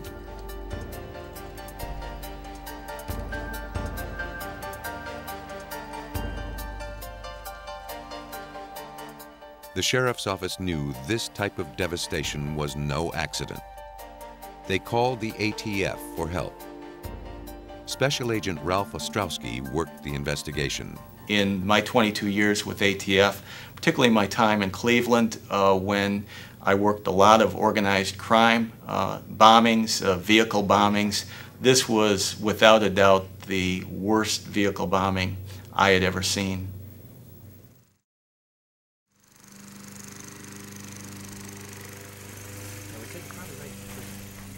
Ostrowski and his team immediately set out to discover what caused the destruction. Debris from the exploded Chevy Suburban was spread for yards around. Oftentimes, especially in a bombing of this magnitude, debris can be spread hundreds of feet, well beyond what you think it would be.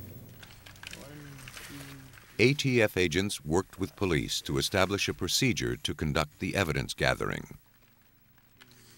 The agents had done this many times before, and they knew this case was going to take a lot of time to solve.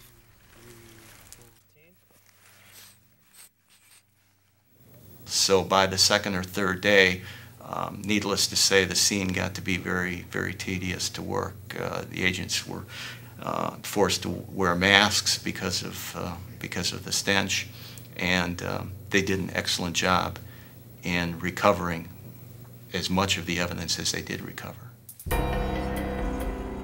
Every fragment was marked. Chalk outlined where pieces of debris landed after the explosion.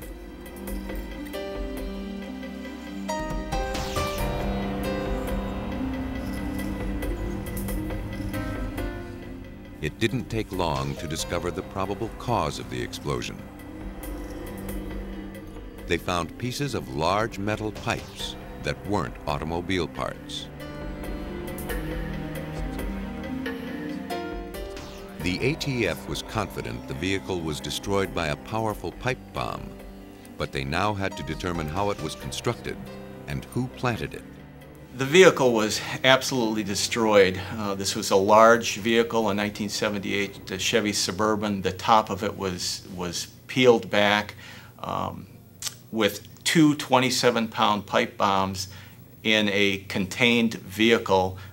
The force of the explosion did a great deal of damage. B6. As the evidence continued to accumulate, agents began questioning witnesses. Like I said, I went ahead and... The first person they spoke with was Stephen Benson, the only family member to escape injury. Escorted them in the car. His mother and his brother had been killed. His sister was fighting for her life in a hospital, yet police reported that Stephen Benson's demeanor was perfectly calm, even upbeat. This raised the suspicions of Collier County Captain Tom Storer. My suspicions were aroused immediately that something is not right in what was going on. It just wasn't consistent with a catastrophic event that had just occurred. Within 24 hours of the explosion, Stephen Benson stopped talking directly with police. All questions filtered through his attorney. Though suspicious about Stephen Benson, investigators had to be careful not to jump to conclusions. So far, they had no solid evidence for or against Benson's involvement. It was too early in the game to launch accusations, and they had no time to waste following a false trail. Okay, we'll be in touch with you. Okay, thank you. We follow the evidence wherever that evidence is going to take us. If we focus on one subject and use all of our resources on that one subject and we happen to be wrong, then we've wasted very valuable time early on in the investigation when it's probably one of the most critical periods. Back at the sheriff's office, investigators began to study all the evidence from the scene, including pieces of electronic circuitry and batteries, elements of a trigger device.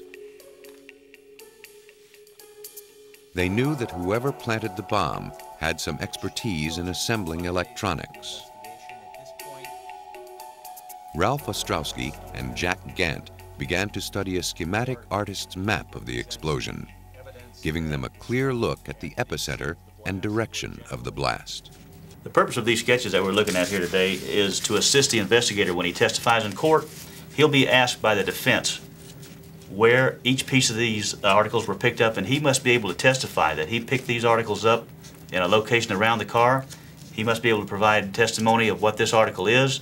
He must be able to tell the date and time he got it and identify it later that this is the item that he picked up the particular day of the crime. Without that testimony, this evidence cannot be used in court. The schematic shows where every speck of evidence was found after the blast. Their small size and great distance from the car are testament to the tremendous power of the explosion as it tore through the vehicle.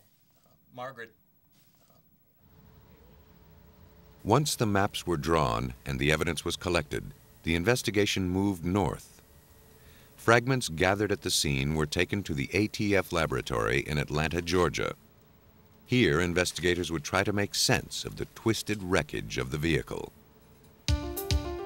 Forensic chemist Walter Mitchell, a 26-year veteran of the ATF, started with a visual inspection of the fragments. Through the microscope, Mitchell studied the small wafer-like specks clinging to the sample. He tentatively identified the particles as smokeless powder. To confirm he was dealing with smokeless powder, Mitchell had to test it chemically using a process called thin layer chromatography. First, he coated a sheet of glass with an absorbent layer. Then he placed dots of the smokeless powder and his unknown sample on it.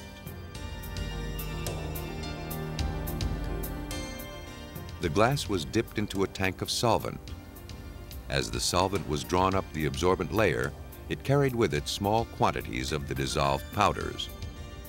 If the powders were the same, they'd migrate the same distance up the glass, forming streaks of identical length and color.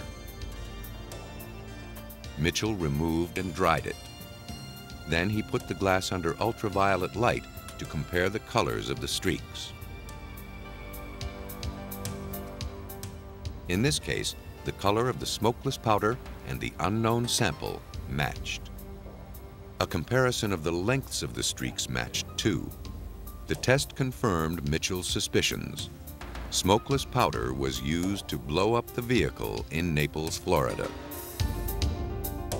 But scientists in the laboratory could not find any way to link the bomber to the bomb fragments.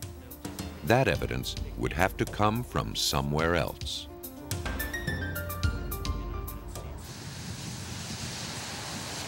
In Naples, Florida, forensic investigators began to track down the origin of the metal pipe they believed housed the bombs that killed the Bensons. Pipe manufacturers stamp a maker's mark on their products. Fortunately, enough of the logos survived the blast to be identified. Agents traced the pipes to the only company in town that sold that brand. A store employee told investigators that a few days earlier he had sold the pipes to a man wearing a baseball cap and sunglasses. The buyer said he worked for the Delray Construction Company. Investigators later found out that no such company existed. They took the invoices as evidence. The signatures were nothing more than a scribble, but the paper contained something more revealing. The invoices bore the impressions of a palm print. Could they be the link to the suspect, Stephen Benson? authorities obtained Benson's own palm prints for comparison. They hoped to find enough points of identification between the two to make a match. In this case, these palm prints that did come up on these forms are in excellent condition, and the points of identification probably reached near 60 to 75 points of ID. There's no question in anybody's mind that these palm prints are those of Stephen Benson. We have an item we'd like to show you that we... A background check on Stephen Benson uncovered his fascination with explosives. In a high school yearbook, a dedication he wrote to an old girlfriend read, "I hope to see you this summer, then we can bomb around." We had developed information that he started experimenting with explosives back many years ago in Pennsylvania. We had talked to witnesses that saw him with firecracker, M80, M100 type of devices, using copper tubing, using remote control to set off some of these firecrackers.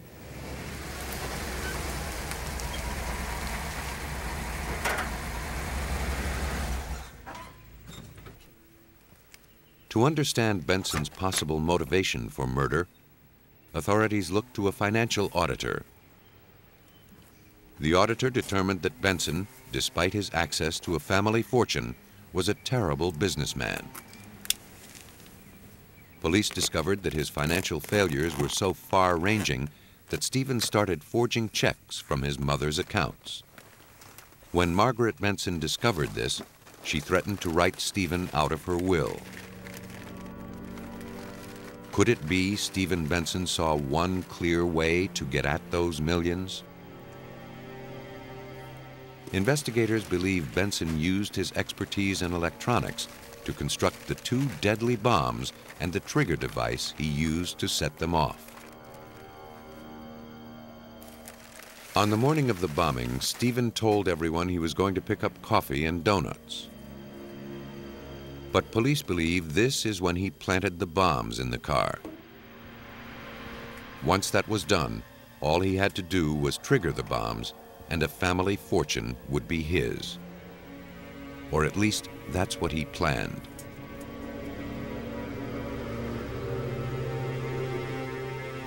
After Stephen placed the bombs under the car, he drove back home. He was gone approximately 45 minutes.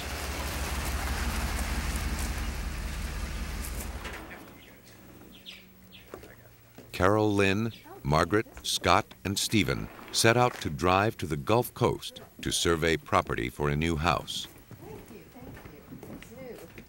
Carol Lynn reported that Stephen calmly walked side by side with the group, giving no indication of the tragedy he knew he was about to ignite. But as they were all about to get into the car, Carol Lynn noticed something was wrong. Carol Lynn was able to tell us that the morning they got into the vehicle to leave, that things didn't look right at that point. She noticed that Scott was the driver. That was very rare that Scott was ever the driver. She noticed that Mother was in the front seat. Mother was seldom in the front seat, and that was her place because she got car sick a lot. According to his plan, Stephen made sure everyone got into the car.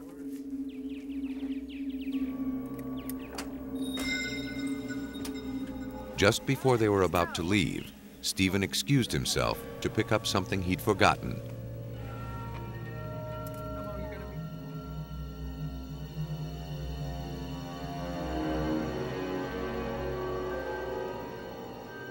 He disappeared inside the house.